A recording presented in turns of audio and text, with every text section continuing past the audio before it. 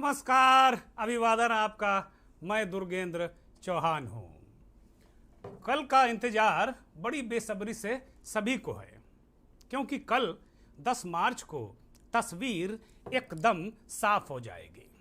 आखिरकार जनता ने उत्तर प्रदेश समेत 5 राज्यों में किसे चुना, ये तय हो जाएगा। लेकिन इस बार उत्तर प्रदेश का चुनाव बहुत सारे राजनीतिक विश्लेषकों के लिए, पत्रकारों के लिए और राजनीतिक दलों के लिए भी, मैं ये नहीं कह सकता कि कौन दल कितना कॉन्फिडेंट रहा, लेकिन जो ऊपरी तौर पर देखने को मिला कि ये अपने आप में एक पहेली बना रहा।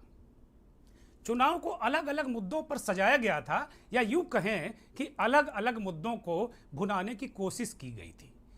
रोजी रोटी, शिक्षा, स्वास्थ्य, जिन्ना, गन्ना, बुलडोजर, तमाम ऐसे मुद्दे जनता के सामने रखे गए। लेकिन बीजेपी ने एक सारे मुद्दों के ऊपर अपना एक मुद्दा फोकस रखा। सारे मुद्दों के साथ में अगर उसने बुलडोजर की बात भी की तो उसमें कहीं ना कहीं कोई ना कोई एंगल जरूर रहा। अगर उसने महिला सुरक्षा की बात की तो उसमें भी कहीं ना कहीं कोई एंगल रहा। मंथन में आज बहुत बड़ा सवाल हम उठाने जा रहे हैं, और मंथन आज हमने रात 8 बजे शुरू किया। ये रेगुलर कार्यक्रम हमारा 9 बजे होता है, लेकिन आज चूंकि कल चुनाव है, चुनाव तो हो चुका है, यानी चुनाव के नतीजे आएंगे। 10 मार्च है कल, एक बहुत बड़ा दिन उत्तर प्रदेश के लिए और 5 राज्यों के लिए। और इन 5 राज्यों के साथ साथ उत्तर प्रदेश में जैसा राजनीतिक जनादेश आता है, वो इस देश के भविष्य में बहुत बड़ी अहमियत रखता है और बहुत बड़ी भूमिका भी निभाने जा रहा है। हम इस बात को 3, 4, 5 दिन से हम अपने न्यूज़ रूम में भी मंथन कर रहे हैं, बहुत सारे लोगों से बातचीत करके भी मंथन और चिंतन कर रहे हैं। आज सुबह सुबह तमाम बड़े संपादकों, विश्लेषकों से बात हो रही थी, तो बार बार कहीं ना कहीं ये बात घूम फिर कर आ रही थी, केंद्र में ये बात बार बार आ रही थी कि क्या मंथन चिंतन जो है वो क्या सब यही पर आकर टिक रहा था कि क्या उत्तर प्रदेश का चुनाव इस बार भी हिंदुत्व के मुद्दे पर हुआ। मंथन में आज बात इसी मसले पर।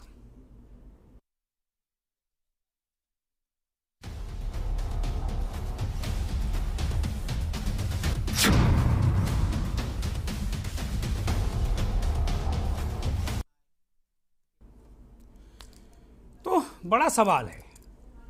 हो सकता है लोग कहें कि भाई कोई हिंदुत्व नहीं चला। नहीं, अगर भारतीय जनता पार्टी के लोग अपने मुख्य विपक्षी दल समाजवादी पार्टी और उसके अलायंस के बारे में ये बात नीचे तक समझाने में कामयाब रहे कि समाजवादी पार्टी तो यादवों और मुसलमानों की पार्टी है, जिसकी पूरी कोशिश की गई पूरे चुनाव भर, तो एक बड़े विश्लेषक का कहना था, फिर आप ये जान लीजिए कि भारतीय जनता पार्टी को बहुमत मिल रहा है। लेकिन घूम फिरकर जो बात आ रही है हिंदुत्व पर आ रही है।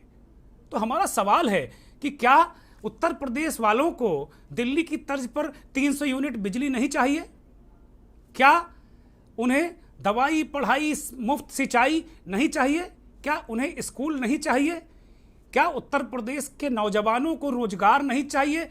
जो शिक्षा मित्र हैं 10 लाख के करीब, क्या उनको अपनी परमानेंट नौकरी नहीं चाहिए? और बहुत सारे युवा हैं जो कोरोना काल में जब पूरा जनजीवन ठप रहा तो वो ओवर एज हो गए। ये बड़ा प्रचलित शब्द है कि भाई क्या बताएं, ओवर एज हो गए, फला नौकरी के लिए हम अप्लाई ही नहीं कर पाए। तो बहुत सारे युवा ओवर एज हो गए हैं। क्या उनको राहत देने का मुद्दा कि भाई 3 साल का हम जो एज रिलैक्सेशन है वो देने की बात अखिलेश यादव ने की, तो क्या ये मुद्दा नहीं चला?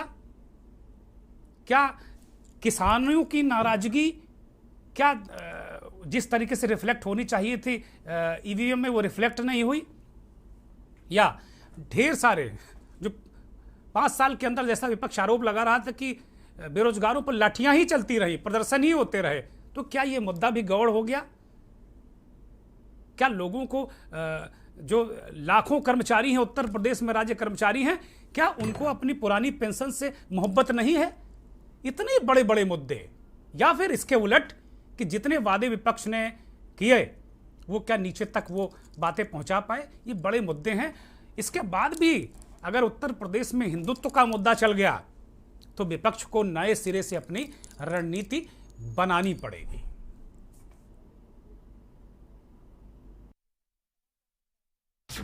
सवाल तो बनता है, क्या जनता को नहीं चाहिए 300 यूनिट फ्री बिजली?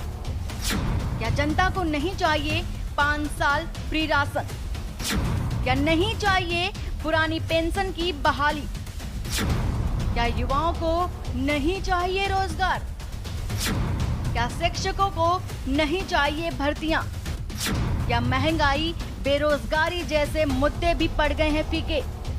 क्या हिंदुत्व यूपी में सबसे बड़ा मुद्दा?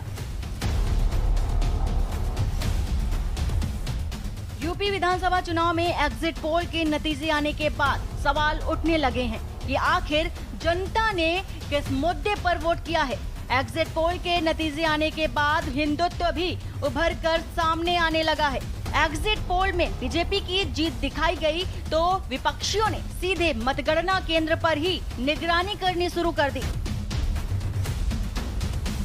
वहीं सपा प्रमुख अखिलेश यादव ने एग्जिट पोल के नतीजों को गलत ठहराते हुए कहा कि बीजेपी एग्जिट पोल के जरिए अपना एजेंडा सेट कर रही है जिससे मतगणना में धांधली की जा सके।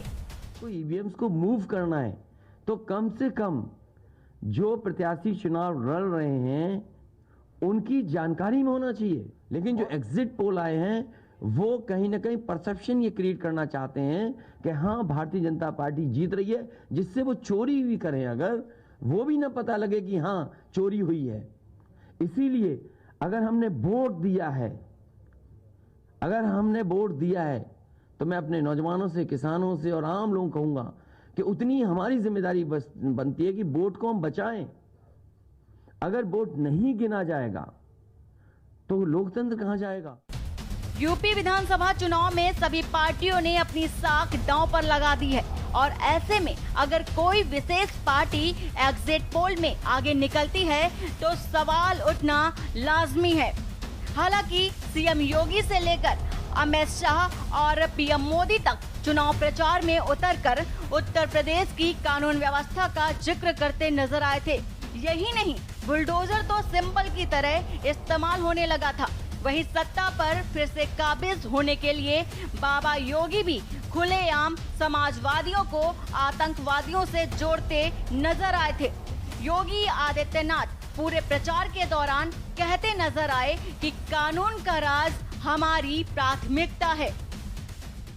56 लोग मारे गए थे आतंकी घटना में, सीरियन ब्लास्ट में। अहमदाबाद की कोर्ट ने 38 आतंकवादियों को फांसी की सजा दी है, 11 को आजीवन कारावास की सजा सुनाई है। लेकिन जो ये आतंकवादी फांसी की सजा प्राप्त हुए हैं, आजीवन कारावास हुआ है, इनमें से 9 का संबंध उत्तर प्रदेश से है और उत्तर प्रदेश में से 7 आजमगढ़ से हैं। अब फिर से बात एग्जिट पोल की ही करेंगे क्योंकि उत्तर प्रदेश में एग्जिट पोल के जो आंकड़े सामने आए हैं उससे ये बात साफ हो गई है कि बीजेपी का हिंदुत्व और राष्ट्रवाद का एजेंडा सफल रहा। वही सवाल यह भी है कि इन दोनों भावनात्मक मुद्दों के आगे क्या महंगाई, कोरोना, मिसमैनेजमेंट, आवारा पशु, बेरोजगारी और गरीबी जैसे विपक्षी पार्टियों के मुद्दे फीके पड़ गए हैं। फिलहाल मतगणना होने के बाद ही ये सारा किस्सा साफ हो सकेगा कि कुर्सी का असली हकदार कौन है। स्पेशल डेस्क के न्यूज़ इंडिया। हमारी सहयोगी वंदना ने बहुत शानदार तरीके से मुद्दे भी रखे हैं। इस जो आपने अभी रिपोर्ट देखी, इस रिपोर्ट में बहुत शानदार तरीके से उन्होंने मुद्दे भी रखे हैं और सवाल भी उठाए हैं कि क्या जो रोज़मर्रा की ज़िंदगी का जो लाइफ, ईज़ ऑफ लाइफ है, मतलब जो जीवन को सरल बनाने के लिए जो चीज़ें ज़रूरत होती है, क्या वो मुद्दे चुनावी नहीं हैं या उन पर वोट नहीं पड़ा है। तो जो हमारे आज मंथन का केंद्र बिंदु है कि क्या ये उत्तर प्रदेश का चुनाव हिंदुत्व पर लड़ा गया इसी पर बात करने के लिए हमारे साथ देश के जाने माने पत्रकार, समीक्षक और संपादक अभिरंजन कुमार जी जुड़ गए हैं। अभिरंजन जी, बहुत बहुत स्वागत, अभिनंदन आपका। हमारे साथ बहुत लंबे समय से लगातार हमारे कार्यक्रम मंथन में अपना योगदान और समय दे रहे देश के जाने माने राजनीतिक विश्लेषक बिलाल सब्जवारी जी जुड़ गए हैं। बिलाल जी, बहुत नमस्कार, बहुत स्वागत आपका। सुमन गुप्ता जी हैं, बहुत वरिष्ठ पत्रकार हैं, विश्लेषक हैं और उत्तर प्रदेश की राजनीति पर बहुत खास पकड़ रखती हैं। सुमन जी बहुत खास पकड़ रखती हैं और सुमन जी का विश्लेषण भी मैं सुन रहा था, बड़ा अद्भुत होता है। धर्मेंद्र सिंह हैं, एक IITian की संस्था है भारतीय संघ सेवक, बहुत सारे हजारों IITian एलुमनाई धर्मेंद्र सिंह के साथ जुड़े हुए हैं और एक अच्छा काम वो कर रहे हैं, तमाम बच्चों को पढ़ाना लिखाना। लेकिन उत्तर प्रदेश का चुनाव हो और कोई कैसे दूर रह सकता है, तो धर्मेंद्र का भी अपना एक आंकड़ा है और जाने माने डेटा एक्सपर्ट, पूर्व IITian एलुमनाई कहेंगे, डॉक्टर अविनाश सिंह भी हमारे साथ मौजूद हैं। डॉक्टर अविनाश, आपका ये बहुत बहुत स्वागत, बहुत अभिनंदन, बहुत धन्यवाद। पहला सीधे अभिरंजन जी के पास चलेंगे। अभिरंजन जी, कल भी आप चर्चा में हमारे साथ में थे, आज आप द स्क्रीन भी आपकी काफ़ी फ़ोन पर तर्क वितर्क हुआ, काफ़ी तर्क वितर्क, हमने भी तर्क रखे और आपने भी उनके सवालों का जवाब दिया। करीब 32-34 मिनट हम लोगों ने फ़ोन पर बात की।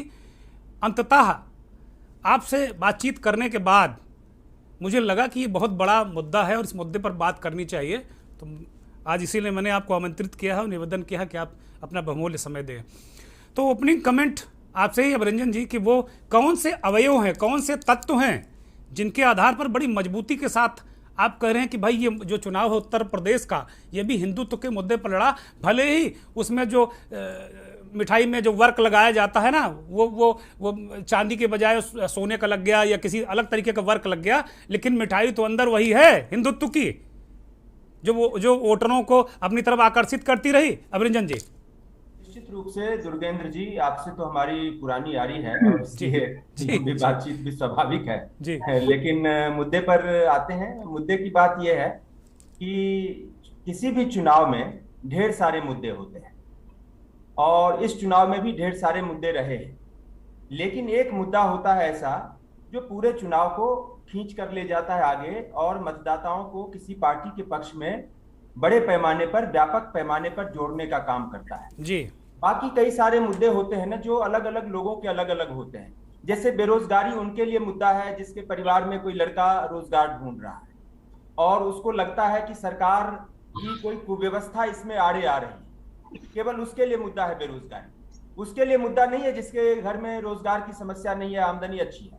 इसी तरह से महंगाई का मुद्दा उसके लिए है जिसकी आमदनी कम है और जिसको अपनी रोजमर्रा की जिंदगी में सरकार की तरफ से सुविधाएं भी नहीं मिल पा रही, तो उसके लिए मुद्दा है। ये सारे मुद्दे होते हैं, अलग अलग लोगों के अपने अलग अलग मुद्दे होते हैं, लेकिन कोई एक ऐसा मुद्दा होता है, ऐसा दो मुद्दे ऐसे होते हैं जो पूरे समाज को बांधने का काम करते हैं और किसी पार्टी की तरफ खींच कर ले जाने का काम करते हैं। तो अब जैसे, और ये सभी पार्टियों के साथ होता है, जैसे हिंदुत्व की बात आज चल रही है, तो मैं अपोजिशन की जो पार्टी है समाजवादी पार्टी को ही लेकर चलता हूं। आखिर ये क्यों कहा जाता रहा है वर्षों से, नहीं दशकों से, कि मुस्लिम और यादव जो है समाजवादी पार्टी के अटूट वोटर हैं, मतलब उसके साथ अक्षुण्ण रहते हैं, लगातार जुड़े हुए हैं, लगातार उसके साथ बने हुए हैं। आखिर क्यों? उसका महंगाई बेरोजगारी से तो संबंध नहीं है, वो कोई एक ऐसा इमोशनल कोई अटैचमेंट है, कोई ऐसा पॉलिटिकल अटैचमेंट है, कोई ऐसा सोशल फैब्रिक है जिसके कारण मुसलमान और यादव जो है लगातार उसके साथ जुड़े रहते हैं। चाहे बाकी मुद्दे अदलते बदलते रहते हैं, लेकिन समाजवादी पार्टी के साथ ये दो कम्युनिटीज जो हैं वो जुड़ी रहती। इसी तरह से भारतीय जनता पार्टी ने क्या किया कि वो उसने हिंदुत्व का प्रयोग किया, जातियों में बटे हुए हिंदू समाज को उसने जोड़ने का काम किया। जो ये सो कॉल्ड बहुत सारी समाजवादी पार्टियां होती हैं और हैं भारत की राजनीति में, अलग अलग राज्यों में अलग अलग नाम से हैं, तो ये सारी पार्टियां क्या करती हैं कि किसी एक छोटे से हिंदू समाज के किसी एक छोटे से पॉकेट की बात करती हैं। कोई जो है, कोई एक पार्टी है जो दलित में किसी एक कम्युनिटी की बात करती है, जैसे मायावती जाटव और अन्य दलितों की बात करती है। समाजवादी पार्टी मुस्लिम और यादव की बात करती है, या उसकी ये पहचान है कम से कम। इसी तरह से बिहार में आप देखेंगे नीतीश कुमार जी हैं, जो उनका मुख्य जनाधार जो है कुर्मी वोट बैंक है, अन्य पार्टियां भी। तो ये सब क्या करती रही है कि जातिवाद की राजनीति, छोटी छोटी जातियों को लेकर एक इक्वेशन बनाते हैं। जिस तरीके से एक परीक्षार्थी जाता है परीक्षा में, तो अगर वो टैलेंटेड नहीं है, अगर उसको सभी सवालों के जवाब नहीं होते हैं, उसने अपनी मुकम्मल पढ़ाई नहीं कर रखी होती है, तो वो गेस्ट पेपर लेता है और गेस्ट पेपर से वो 4 क्वेश्चन पढ़ता है कि चलो परीक्षा में 5 क्वेश्चन पूछेगा, टीचर ने कहा है कि ये 4 क्वेश्चन तुम रख लो, तो इनमें से 3 भी जवाब दे दोगे तो 30% तुमको आ जाएगा, पास मार्क आ जाएगा। ये सारी राजनीतिक पार्टियां उस तरह की राजनीति करती रही है। बीजेपी ने इसके खिलाफ क्या किया, इस राजनीति के खिलाफ, कि उसने एक इंक्लूसिव पॉलिटिक्स शुरू की हिंदुओं के अंदर। तो उसने क्या किया कि अब ठीक है, अब मान लीजिए कि मायावती के साथ जाटव जुड़े हुए हैं, अखिलेश के साथ जो है यादव जुड़े हुए हैं, लेकिन उसने क्या किया, गैर जाटव दलितों को और गैर यादव पिछड़ों को और बाकी हिंदू समुदाय को जोड़ने के लिए एक ऐसा फैब्रिक लाया, एक ऐसा फेविकॉल लाया बीजेपी ने, और जिसको हिंदुत्व का नाम आप दे सकते हैं, और वो पिछले 30 साल से कम भारत की राजनीति में एक ड्राइविंग फोर्स बना हुआ है। मैं बार बार ये चीज कहता हूं कि 89 से अगर आप देखेंगे तो इस देश की राजनीति का जो सबसे बड़ा ड्राइविंग फोर्स है वो है हिंदुत्व, क्योंकि इसने लगातार जो है धीरे धीरे करके हिंदुओं को चुनाव दर चुनाव जोड़ा है। पहले कुछ जुड़े इस मुद्दे पर, फिर थोड़े से और जुड़े, फिर थोड़े से और जुड़े, और आप देख रहे हैं कि ये लगातार जुड़ाव जो है बढ़ता जा रहा है। 2014 से भी ज्यादा जुड़ गए 2019 में। तो हिंदुत्व, इसलिए मैं कहता हूं कि भारत की राजनीति में कोर मुद्दा है। आप देखो, एक चीज जान जाओ, महंगाई बेरोजगारी जैसे मुद्दे क्षणभंगुर भी होते हैं। ये तो होता ही है कि भाई अलग अलग व्यक्तियों के मुद्दे अलग अलग हैं। ये भी होता है कि क्षणभंगुर भी है, कभी महंगाई बढ़ जाती है, कभी महंगाई कंट्रोल में आ जाती है, किसी सरकार में बढ़ जाती है, किसी सरकार में घट जाती है। तो ये सारी चीजें, लेकिन कुछ ऐसे भावनात्मक मुद्दे होते हैं, कुछ ऐसे सामाजिक मुद्दे होते हैं, कुछ ऐसे राजनीतिक मुद्दे होते हैं जो शाश्वत होते हैं। तो अब उसी किस्म का एक शाश्वत मुद्दा है ये हिंदुत्व। भारत की और भारत में जो हिंदुत्व का मुद्दा चल रहा है ना, उसकी एक पूरी की पूरी मुकम्मल ऐतिहासिक पृष्ठभूमि है, जिसको आप 1947 से शुरू करके अगर देखेंगे तो आपको पता चलेगा कि हिंदुत्व के बीज। अभिरंजन जी उस पर ऐतिहासिक पृष्ठभूमि पर भी आपसे बात करेंगे। बड़ी अहम बात, एक बहुत आपने एक तरीके से लीड दे दी, सुमन जी से बात करने के लिए आपने हमें लीड दे दी कि क्या बाकी मुद्दे क्षणभंगुर हैं और हिंदुत्व एक प्राइम मुद्दा रहा है उत्तर प्रदेश के चुनाव में। सुमन जी ने तमाम उत्तर प्रदेश की यात्राएं की चुनाव के दौरान और बहुत करीब से देखा है। जी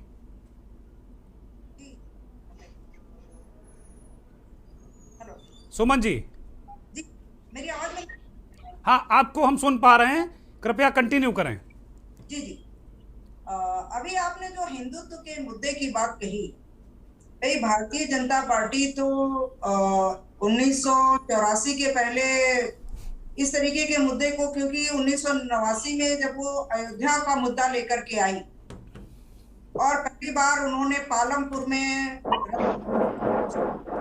मैनिफेस्टो में रखा, उसके बाद से जिसे आप हिंदू या राम मंदिर या अयोध्या की बात करते हैं, जो 2 सीटों वाली पार्लियामेंट में ये पार्टी थी, आज उसकी स्थिति है। तो ये कहिए कि पहले से ही ऐसा चला आ रहा था। यही कारण है कि जब से भारतीय जनता पार्टी ने अयोध्या के मुद्दे को उठाया, उसके बाद से वो एक तरीके से दूसरे दलों के लिए वो अछूत जैसी हो गई। और उसमें आप देखिए, जो दूसरे जनता पार्टी जब बनी थी, तो भारतीय जनता पार्टी भी दूसरे लोग भी शामिल थे। उसके बाद में मतलब जब ये लोग उस पार्टी में जनसंघ के रूप में थे, उसके बाद में जो है इन्होंने अलग पार्टी बनाई। लेकिन जब आप देखिए, राजीव गांधी का जब कार्यकाल था, श्रीमती गांधी की हत्या के बाद जब इलेक्शन हुआ और सीटें मिली, तो एक बहुत बड़ी सोच भारतीय जनता पार्टी के लिए ये हुई कि आगे हम अपने चुनाव में कैसे सर्वाइव करेंगे। और उसके बाद उनको ये लगा कि जो एक बहुत पुराना मुद्दा 22 दिसंबर 1949 को में मस्जिद में मूर्ति रखने से शुरू हुआ था, उस मुद्दे को लेकर के वो अपने मैनिफेस्टो में लेकर के आई, जिसके लिए 1984 से वो राम जन्मभूमि मुक्ति की बात करते हुए उन्होंने रथ यात्राएं निकाली थी। उस समय भारतीय जनता पार्टी सामने नहीं होती थी, उस समय राष्ट्रीय स्वयंसेवक संघ भी सामने नहीं होता था, बल्कि अलग अलग संगठनों के नाम से ये रथ चलाए जा रहे थे। तो ये सारी जो चीजें वो ऐसा नहीं है कि शुरू से ही ऐसा हो गया है और ये ऐसा हो गया। जब से भारतीय जनता पार्टी ने इस मुद्दे को लिया है तब से वो निश्चित रूप से वो आगे बढ़ी है। और आप देखेंगे कि जब अटल बिहारी वाजपेयी जी ने अपनी राज्य सरकार के दौरान 3 मुद्दों को, जिसमें आपका धारा 370 था, राम मंदिर का इशू था और कॉमन सिविल कोड था, उन्होंने कहा जाता था उन्होंने इसे ठंडे बस्ते में डाल दिया है क्योंकि सब पर वो करेंगे। तो एक अग्रेसिव मोड जो मिला 2013 के चुनाव के बाद, जो 2014 में जो इलेक्शन हुआ, उसमें चूंकि गुजरात के मुख्यमंत्री जो है वो एक प्रधानमंत्री का चेहरा बन करके आए और गुजरात के मुख्यमंत्री के रूप नहीं बल्कि उस समय गोधरा का जो प्रश्न उठा था, जो गोधरा के दंगे हुए, जो वहां की जो घटनाएं हुई थी, उसको लेकर के एक दो तरीके का प्रश्न था। एक तरफ गुजरात मॉडल का विकास, दूसरी तरफ उसके सुमन जी आपने बड़ी बड़ी महत्वपूर्ण बातें बताई। बीजेपी की जो यात्रा थी, कैसे हिंदुत्व का जो इन्होंने पेश बनाया, उस पर है। ये जो वर्तमान जो चुनाव है जिसके नतीजे उत्तर प्रदेश के कल आएंगे, क्या आप मानती हैं, मेरा सीधा सवाल है कि क्या आप मानती हैं कि इसमें हिंदुत्व एक प्राइम मुद्दा रहा या हिंदुत्व का मुद्दा चला? इसके बाद हम जो डेटा एक्सपर्ट हैं उनको चर्चा में शामिल करेंगे, बिलाल भाई को लेंगे और धर्मेंद्र सिंह को भी शामिल करेंगे। सुमन जी, मैं समझ रही हूँ इस चुनाव में हिंदुत्व ही मुद्दा रहा, ऐसा नहीं, बहुत सारे मुद्दे रहे। और जहां तक जब हम ये आपके एग्जिट पोल के बाद के नतीजों की बात, ये तो एक अनुमान है, सही कौन सा मुद्दा लोगों को अपील किया, ये तो कल के नतीजे जब आएंगे उसके बाद पता चलेगा कि कौन, तो इतने ढेर सारे मुद्दे थे मैदान में, ठीक बात, कौन सा अपील किया और पब्लिक ने क्या कहाँ जाकर के वोट किया। ठीक बात है। यहाँ एक ब्रेक का इशारा हो रहा है, ब्रेक पर जा रहे हैं हम। ब्रेक से लौटेंगे तो भारतीय संघ सेवक के जो हमारे प्रतिनिधि आज डेट में, हमारे डिबेट में, उनसे धर्मेंद्र सिंह से बात करेंगे। धर्मेंद्र सिंह ने एक प्रेडिक्शन दिया है, इस सारे जो एग्जिट पोल हैं इनसे उलट धर्मेंद्र सिंह कह रहे हैं कि 307 के आसपास अधिकतम सीटें समाजवादी पार्टी ला सकती है और जो सेफ नंबर है वो 236 आसपास, इस पर समाजवादी पार्टी टिक सकती है। ये बड़ा आकलन होगा धर्मेंद्र सिंह का, बात करेंगे इस पर।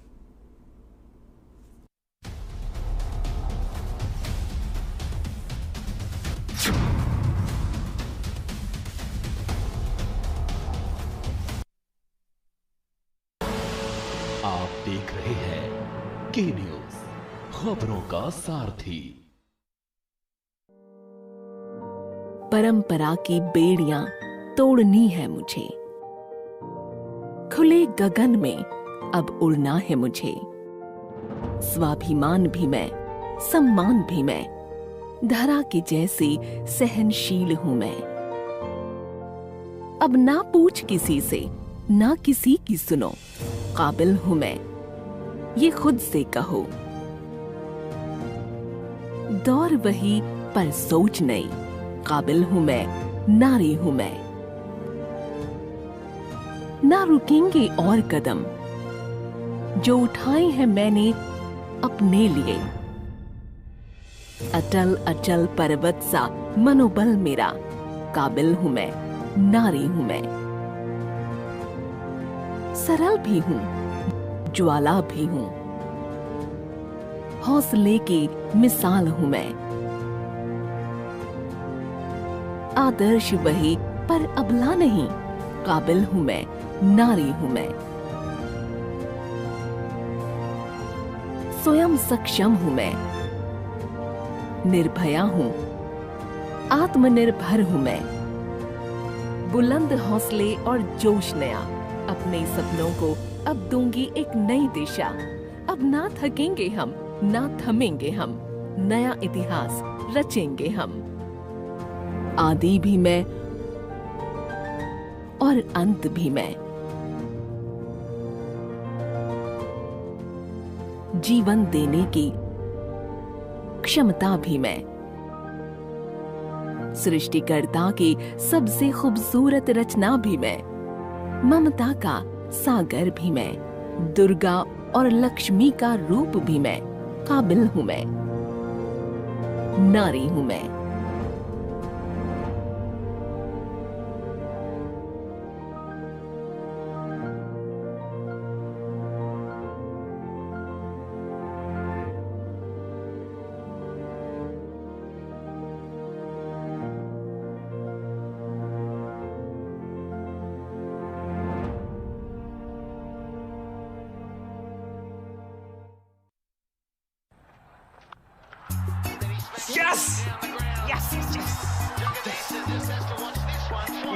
face, loser.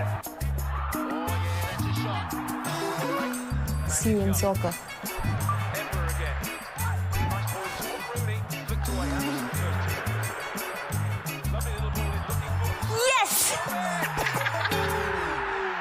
जी हाँ, predict cricket and football results and win cash only on Sky 247 anywhere anytime 24/7 entertainment only on Sky 247.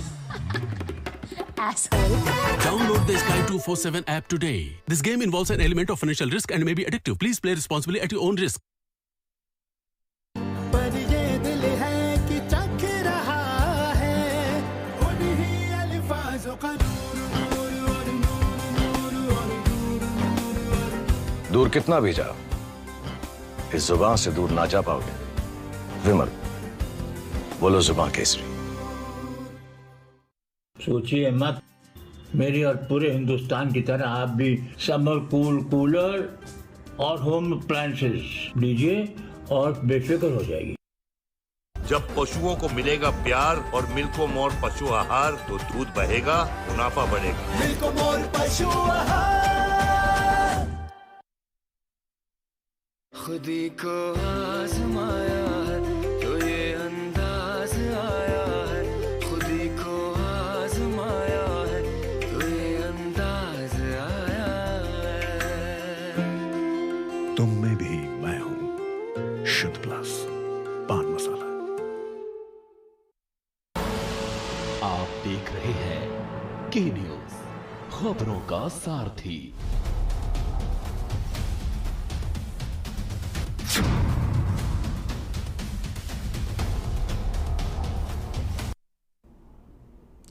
Break से वापस आ गए हैं और ब्रेक से पहले हमने कहा था कि भाई अभिरंजन जी ने कहा कि हिंदुत्व के इर्द गिर्द ये पूरा चुनाव चाहे जिस रूप में हो लेकिन हुआ। सुमन जी बहुत सहमत नहीं, वो कह रहे कि हाँ ये मुद्दा असर किया होगा लेकिन खाली इसी मुद्दे पर चुनाव नहीं हुआ है। धर्मेंद्र सिंह के पास चलते हैं। भारतीय संघ सेवक नाम की एक संस्था धर्मेंद्र जी ने स्थापित की है और उस पर वो काम करते हैं। उन्होंने एक ज़बरदस्त एनालिसिस किया है, विश्लेषण किया है और काफ़ी एक लंबा तंत्र है धर्मेंद्र जी का। उस तंत्र के आधार पर वो कह रहे हैं कि उत्तर प्रदेश में समाजवादी लोग सरकार में आ सकते हैं। धर्मेंद्र जी क्या आधार है जब पूरा देश के ज़्यादातर लोग इस बात को कह रहे हैं कि भाजपा हिंदुत्व और आप कह रहे हैं कि अखिलेश यादव समाजवादी सरकार में आ सकते हैं, क्या आधार है? और कांग्रेस को भी आप ठीक ठाक सीटें दे रहे हैं 21, उसने खुद नहीं सोचा होगा हमें 21 सीटें मिल जाएंगी। बहुजन समाज पार्टी के बारे में तो आकलन ठीक है कि सभी लोग कह रहे हैं 20, 22, 25। धर्मेंद्र जी। चौहान साहब देखिए, दो चीजें हैं। जब बचपन में छोटा था मैंने साइंस की पढ़ाई की, फिर IIT में किया और अपने इस जीवन में 54 साल की उम्र में मैंने 28 देशों में ऑडिट किया है जी। तो जहां पर भी हम ऑडिट करने जाते थे तो एक बार मैं डेनमार्क में गया जी ऑडिट करने, तो मुझसे बोला कि how come you are here, you are an Indian. मैंने because we are more competent than you are, हम आपसे ज्यादा काबिल हैं इसलिए हम यहाँ पर ऑडिट करने आए। और हम बाहर जाते हैं, कहीं भी जाते हैं तो मैं इंटरनेशनल ऑडिटर हूँ, 11 इंटरनेशनल स्टैंडर्ड्स में हूँ मैं जी। और डॉक्टर अविनाश सिंह जी IITian है। मेरे परिवार में हम 5 भाई IITian हैं जी। पहला मैं हूँ।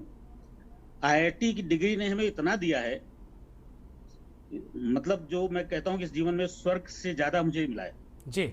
और 2018-19 के बाद जब बीच में लोग बहुत परेशान हुए तो मुझे शर्मिंदगी आई। मैंने अपने ट्विटर अकाउंट में लिखा कि I am ashamed of myself that I have done nothing ji for this society ji. तो जब हम बाहर जाते हैं तो हम भारतीय ग्रुप में जाते हैं, हम ना हिंदू हो रहते हैं वहां पर, ना मुसलमान रहते हैं।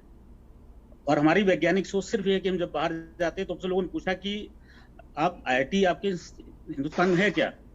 आप लोगों ने अपने देश के लिए कुछ नहीं किया। हमने हमारी हैसियत IIT में होने के कारण, मैं क्या बताऊं, इनकम टैक्स वाले पीछे पड़ जाएंगे, टैक्स भरता भी बस नंबर 1 का ही हूं मैं, लेकिन ईश्वर ने बहुत दिया है, उतना दिया है जितना इस जीवन में मेरे पास समा नहीं सकता जी। बहुत बहुत प्रभु का बहुत शुक्रिया। तो बहुत आशीर्वाद रहा है। तो मुझे जब देखा मैंने, लोग बहुत परेशान थे। तुम्हारे मित्र हैं, दिल्ली में रहते हैं, कभी फोन करते थे सुबह 11 बजे कि सर मैंने क्या, बोले बड़ी अच्छी पिक्चर लगी, आना देखना है। मैंने बुक करा लो टिकट। मैं यहाँ से 20,000 रुपए का टिकट 1 घंटे पहले फ्लाइट का बुक कराता था फिल्म देखता था, खाना खाता, चलाता था। मेरे लिए 50,000 लाख रुपए एक दिन खर्च करना बड़ी बात नहीं है, लेकिन मैंने देखा कि लोगों को खाने को नहीं है, लोग कर नहीं पाते। हम इस हिंदुस्तान के गरीब टैक्स पेयर से, हम इनकम टैक्स जो देते हैं पढ़े लोग, हम कहते हैं इनकम टैक्स देते हैं, जनता हमारे पे वो करती है।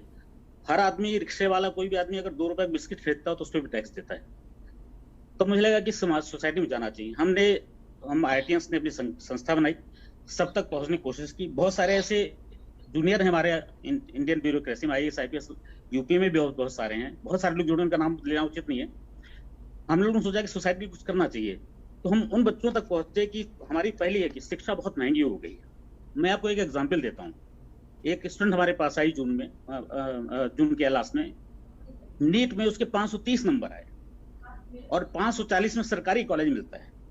वो बच्ची बोली कि सर हमको 530 में तो मैंने की दिक्कत क्या, प्राइवेट कॉलेज में 1 करोड़ फीस है मेडिकल की जी, KGMC में 90,000 साल है। हमने उसको बोला बेटा तुम पढ़ो, सब कुछ करो, तुम्हारी फीस मैं खर्च करूंगा। लेकिन धर्मेंद्र सिंह की हैसियत कितनी है कि सबको फीस दे सकते हैं। क्या हमारी ये सोसाइटी, हमारी सरकारें अपने बच्चों के पढ़ने के लिए निःशुल्क शिक्षा का इंतजाम नहीं कर सकती? क्या हम आदमी कोरोना में मरा है, हमने लोगों को ऐसे लोगों ने इलाज कराया, 4-4 लाख, 30-30 लाख, 50-50 लाख मैंने खर्च किया और लोग मर गए, दवाएं नहीं मिली हमारी। क्या हम अपने लोगों के लिए शिक्षा, स्वास्थ्य, बिना किसी भेदभाव के, बिना किसी जात के, बिना किसी धर्म के, सारे नागरिक हमारे भारतीय हैं, हम अपने भारतीयों को धर्म में तोड़ते हैं, फिर जात में तोड़ते हैं और बाहर जाकर हम लोगों के आगे गिड़गिड़ाते हैं। ठीक बात। हमारा जब तक सारे नागरिक 140 करोड़ के नागरिक भारतीय को हमारे नेता नहीं समझेंगे, तब तक हम तरक्की नहीं करेंगे। हमने लोगों से पूछा आपकी क्या समस्याएं हैं, आप क्या चाहते हो? हम राजनीति में नहीं आना चाहते, हमको राजनीति समझ नहीं आती। हमने लोगों से बात की अक्टूबर 2019 से, ये सारे मुद्दे हमारे में हैं, 20 मुद्दे हैं, जिसमें शिक्षा सबसे ऊपर है, स्वास्थ्य है, बहुत सारी चीजें हैं जिन पर हमने जनता से बात की। जनता से पूछा तुम किस किस को चाहते हो, क्या क्या, बोले हम ये मुद्दे चाहते हैं। तो हमने बोला अगर ये मुद्दे चाहते हो तुम किससे बात करें? हम भाजपा के नेताओं के पास गए, हम कांग्रेस के नेताओं के पास गए, बसपा के नेताओं के पास गए, सपा के नेताओं के पास गए, और ईमानदारी से मेरी किसी ने नहीं सुनी। सब सोचते थे कि ये नया आदमी आ जाएगा, मुझे बाईपास कर जाएगा। मैंने मुझे जीवन में मुझे न विधायक बनना है, न मंत्री बनना है, कुछ नहीं बनना है। और आप मेरी बात मानोगे, सलाह लोगे तो जो मैं कर सकता हूँ निःशुल्क करूंगा, पैसा भी खर्च करूंगा, सब कुछ करूंगा। मैं 10,000 बच्चे हर साल पढ़ाने के लिए फ्री पढ़ाने की बात करता हूँ कि बच्चों को फ्री पढ़ाऊंगा। कोई भी बच्चा है फ्री पढ़े, पैसा नहीं, हम फ्री पढ़ाएंगे। समस्या क्या थी, इन जब मुद्दों पे हमने बात की, बात करने के बाद लोगों से पूछा तो सब लोग बात करें, हिंदुत्व की बात कर रहे हैं, इसकी बात करें, जनता कुछ नहीं जाती। वो कहती भूखे भजन न होए गोपाला, ले लो अपनी कंठी माला।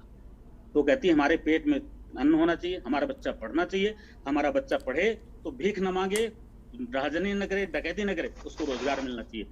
सामान्य आदमी अपने परिवार को, बीवी बच्चों, परिवार के साथ माता पिता, बच्चों, पत्नी की सेवा ख्याल रखते हुए आगे बढ़ना चाहता है।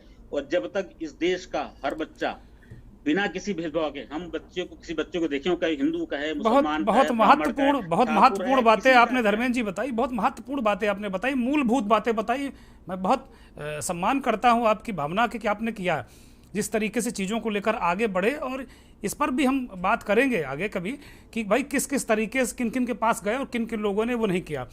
मूल जो प्रश्न है हमारा कि क्या आप जगह जगह जहाँ गए और देखा आपने, क्या जिन मुद्दों की बात आप कर रहे हैं, रोजी रोटी, कपड़ा, मकान, शिक्षा, क्या इन मुद्दों पर वोट पड़ा, या हिंदुत्व के नाम पर सब फिर गोल बंद हो गए और बुलडोजर बाबा आ गए? क्या लगा आपको?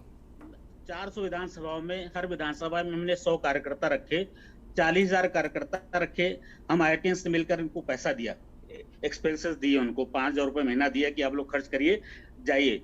हर कार्यकर्ता को बोला कि आप ऐसा करिए, एक विधानसभा में 100 तो और 4 बूथ एक कार्यकर्ता असाइन किए कि हर बूथ में 30 परिवार छांटिए आपको, जो आपको सबसे गरीब लगते हैं, जिनको लगता है बड़ी दिक्कत हो रही है।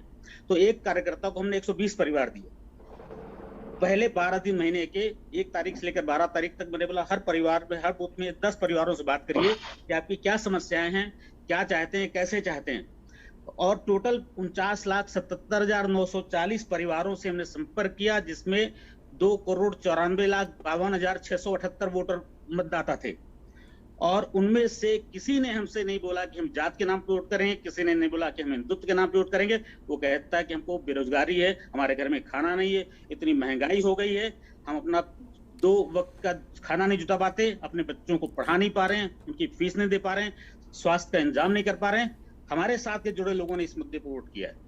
तो क्या आप मानते हैं कि भाई बहुत बड़ा सैंपल साइज है, ये तो अद्भुत है आंकड़ा, इतना बड़ा सैंपल साइज, तो मुझे लगता है 400 करोड़ रुपया, जैसा रंजन जी कल कह रहे थे कि 400 करोड़ रुपया पॉलिटिकल पार्टियों से डकार गई जो एजेंसियां हैं, वो तो उनका तो सैंपल साइज ही कुछ नहीं है, आपका तो इतना बड़ा सैंपल साइज है। तो क्या आप इस आधार पर कह सकते हैं कि उत्तर प्रदेश में अखिलेश यादव या समाजवादी पार्टी की वापसी हो रही है? धर्मेंद्र सिंह जी, सीधा सवाल, आएंगे बाद में आपके पास। अखिलेश यादव को नहीं जिता रही है, वो बीजेपी का ऑप्शन चाहती है। तो क्या अखिलेश यादव बन पाए, बीजेपी का ऑप्शन बन पाए? जनता की नजर में प्रियंका गांधी की ज्यादा अहमियत है, प्रियंका गांधी को ज्यादा चाहती है, लेकिन प्रियंका गांधी के संगठन नहीं होने के कारण अखिलेश यादव के पीछे खड़ी है। ठीक बात, बिल्कुल ठीक बात है। अब एक और हमारे बहुत वरिष्ठ पत्रकार साथी, राजनीतिक समीक्षक बिलाल भाई, धर्मेंद्र सिंह ने बड़ा भावुक बातें बताई और बहुत, चूंकि मुझे लगता है कि बहुत काम किया है इन्होंने, तो जाहिर सी बात जो काम करता है उसके अंदर उसके सीने में दर्द भी बहुत छुपा होता है, और आम लोगों का दर्द धर्मेंद्र भाई ने बताया। अविनाश भाई की तरफ आएंगे, लेकिन इससे पहले मैं आपका कमेंट जानना चाहूँगा, क्योंकि आप काफ़ी दिनों से इंतजार कर रहे हैं, काफ़ी देर से, और चूंकि सभी बहुत वरिष्ठ हैं तो मेरी मजबूरी हो जाती है कि मैं बीच में बहुत ज़्यादा ना काटूं, हालांकि मेरी भूमिका काटने की है बीच बीच में, लेकिन मैं इतना भी ना काटूं कि बात ही ना कोई कर पाए अपनी, तो फिर डिबेट का आनंद भी नहीं रह जाता। बिलाल भाई, क्या लग रहा है कि हिंदुत्व का मुद्दा चला? क्योंकि अब रंजन जी ने तो कह दिया कि भाई कुछ भी नहीं है, उत्तर प्रदेश प्रयोगशाला है, और लाख कह दो, अंत में जो सोच कर गया, सब कुछ सोचा, तमाम योजनाएं आई दिमाग में, अखिलेश की 300 यूनिट बिजली भी आई, लेकिन वहां गया तो हिंदू हो गया फिर चौथी बार। बिलाल साहब। दुर्गेंद्र जी, मेरे पैनलिस्ट जो मेरे साथ बैठे हैं, जिस दृष्टिकोण से वो कह रहे हैं कि हिंदुत्व का मुद्दा चला, उनका क्या दृष्टिकोण है, क्या परसेप्शन है, क्या अवधारणा है हिंदुत्व को लेकर, वो बेहतर समझ सकते हैं। लेकिन अगर धर्म संसद के अंदर माइनॉरिटी जेनोसाइड की बात होती है तो मैं इसे हिंदुत्व नहीं मानता, मैं इसे सांप्रदायिकता मानता हूं। अगर योगी आदित्यनाथ उस भाषा का इस्तेमाल करते हैं जो एक पर्टिकुलर समुदाय के खिलाफ होती है, तो मैं उसे हिंदुत्व नहीं, उसे सांप्रदायिकता मानता हूं। तो ये कहना कि हिंदुत्व पे चुनाव हुआ, हिंदुत्व जो मेरी नजर में है वो उसके अंदर तो बहुत सहिष्णुता है, उसमें तो व्यापकता है, और उसका दृष्टिकोण बहुत बड़ा है। मैं इस डिबेट को ये कहना चाहूंगा, अगर इस चुनाव के अंदर कोई चीज प्रभावित की है तो वो सांप्रदायिकता तो हो सकती है। हिंदुत्व का मुद्दा मेरी नजर में उस तरीके से नहीं है जिस तरह से यहाँ पर मेरे दोस्त ने बताया। 4 मुद्दे जो मैं मान सकता हूं जो भारतीय जनता पार्टी के पक्ष में जा सकते हैं अंडर करंट, और जिनका मैं बार बार आपके चैनल के माध्यम से उसको बता चुका हूं, एक बार फिर उनको रिपीट कर रहा हूं। एक तो ये कि लाभार्थी योजनाएं जो एक अंडर करंट काम कर सकती है। दूसरा, महिला सुरक्षा, ये एक बहुत बड़ा मुद्दा भारतीय जनता पार्टी को हो सकता है, और इस महिला सुरक्षा के अंदर जो एक साइकोफियर है, जिसे कहते हैं मनोवैज्ञानिक डर, और ये मनोवैज्ञानिक डर किस तरह से पैदा किया गया कि समाजवादी पार्टी के जो पिछली सरकार थी उसका लॉ एंड ऑर्डर का जो आतंक और हुंडई दिखा के प्रभाव पैदा करना चाहा, वो एक साइकोलॉजिकल वोटर को प्रभावित कर सकती है। नंबर 3, मायावती का बहुत ही लो प्रोफाइल होके चुनाव लड़ना, और चौथा ये कि इस ओवरऑल चुनाव के अंदर मोदी की जो क्रेडिबिलिटी है वो बहुत हेल्पफुल हो सकती है। ये 4 मुद्दे अगर हो सकते हैं भारतीय जनता पार्टी के, ये हो सकते हैं। लेकिन ये कहना कि हिंदुत्व में लड़ा गया है, ये हिंदुत्व नहीं था, बल्कि अगर कोई फैक्टर काम कर रहा था तो वो सांप्रदायिकता तो हो सकती है, वो मान लीजिए वो भाजपा का हिंदुत्व हो सकता है, कोई अभिरंजन जी उस पर मोहर नहीं लगा रहे हैं, असली हिंदुत्व यही है, हर आदमी का हिंदुत्व को लेकर नजरिया भी है। ठीक है बिलाल साहब, बहुत खूबसूरती के साथ में आपने कहा, और यही आपकी अदा हमारे दर्शकों को पसंद भी आती है। डॉक्टर अविनाश सिंह जी, अब सभी को आपने सुना, इसीलिए हमने रखा कि भाई आप डेटा एनालिस्ट हैं, और डेटा के बल्कि आपकी हमारी एक मुलाकात पहले भी है, और हम लोग काफ़ी चर्चा कर चुके थे डेटा में। तो अब क्या कहता है आपका डेटा, क्योंकि जो डेटा जो आम हो चुका है, पब्लिक डोमेन में आ चुका है, वो तो भाजपा को सिंहासन दे रहा है, एक दो चार लोग हैं, देश बंधु है, धर्मेंद्र सिंह जी हो गए, इसी तरह के एक दो लोग हैं जो थोड़ी उम्मीद की लौ बंधाए हुए हैं। और समाजवादी पार्टी के लोग अब जगह जगह मतगणना केंद्रों के बाहर झीका मंजीरा लिए रात काट रहे हैं, बजा रहे हैं कि भाई रात अभी बाकी है और सुबह आएगी, इस उम्मीद में। अविनाश सिंह जी। जी सर, दो तीन महत्वपूर्ण मुद्दे रहे इस पूरे चुनाव के अंदर। मैं बिलाल जी की एक दो बातों से, मतलब उनकी दो बातों से पूर्णतः सहमत हूँ। एक बात उन्होंने जो कहा कि एक सुरक्षा का मुद्दा जो रहा, देखिए उत्तर प्रदेश को आप पूरे एक मुद्दे में नहीं लपेट सकते हैं। ये विश्व का चौथा सबसे बड़ा देश है, अगर भारत को निकाल दिया जाए तो तीसरा सबसे बड़ा देश है एज ए पॉपुलेशन, अगर इसको देखा जाए तो भारत के लिए प्रदेश है। आप पश्चिमी उत्तर प्रदेश से चलिए और पूर्वी उत्तर प्रदेश तक, गाजीपुर से गाजियाबाद तक आप चलिए, चाहे बिजनौर से गोरखपुर तक आप चलिए, तो आप देखेंगे कि हर रीजन में मुद्दे बदल गए हैं और जो रीजन वाइज मुद्दे बदले हैं उस पे वोटिंग हुई है। सुरक्षा एक सबसे बड़ा मुद्दा रहा है। दूसरा, लाभार्थियों का एक वर्ग, भारतीय जनता पार्टी ने 15% लाभार्थियों का एक वर्ग पैदा किया है जो डीबीटी के माध्यम से या राशन के माध्यम से या किसी भी माध्यम से एक बड़ा लाभार्थी वर्ग रहा है। लाभार्थी वर्ग को चाहिए क्या? उसको चीजें मिल रही है तो उसके साथ छेड़छाड़ नहीं चाहता है। जमीन पे आप उतर करके जब एनालिसिस करेंगे तो लोग कहते क्या हैं, देखिए सब पॉलिटिकल पार्टियां अपने से खुश अपने अपने मुद्दे रखती हैं।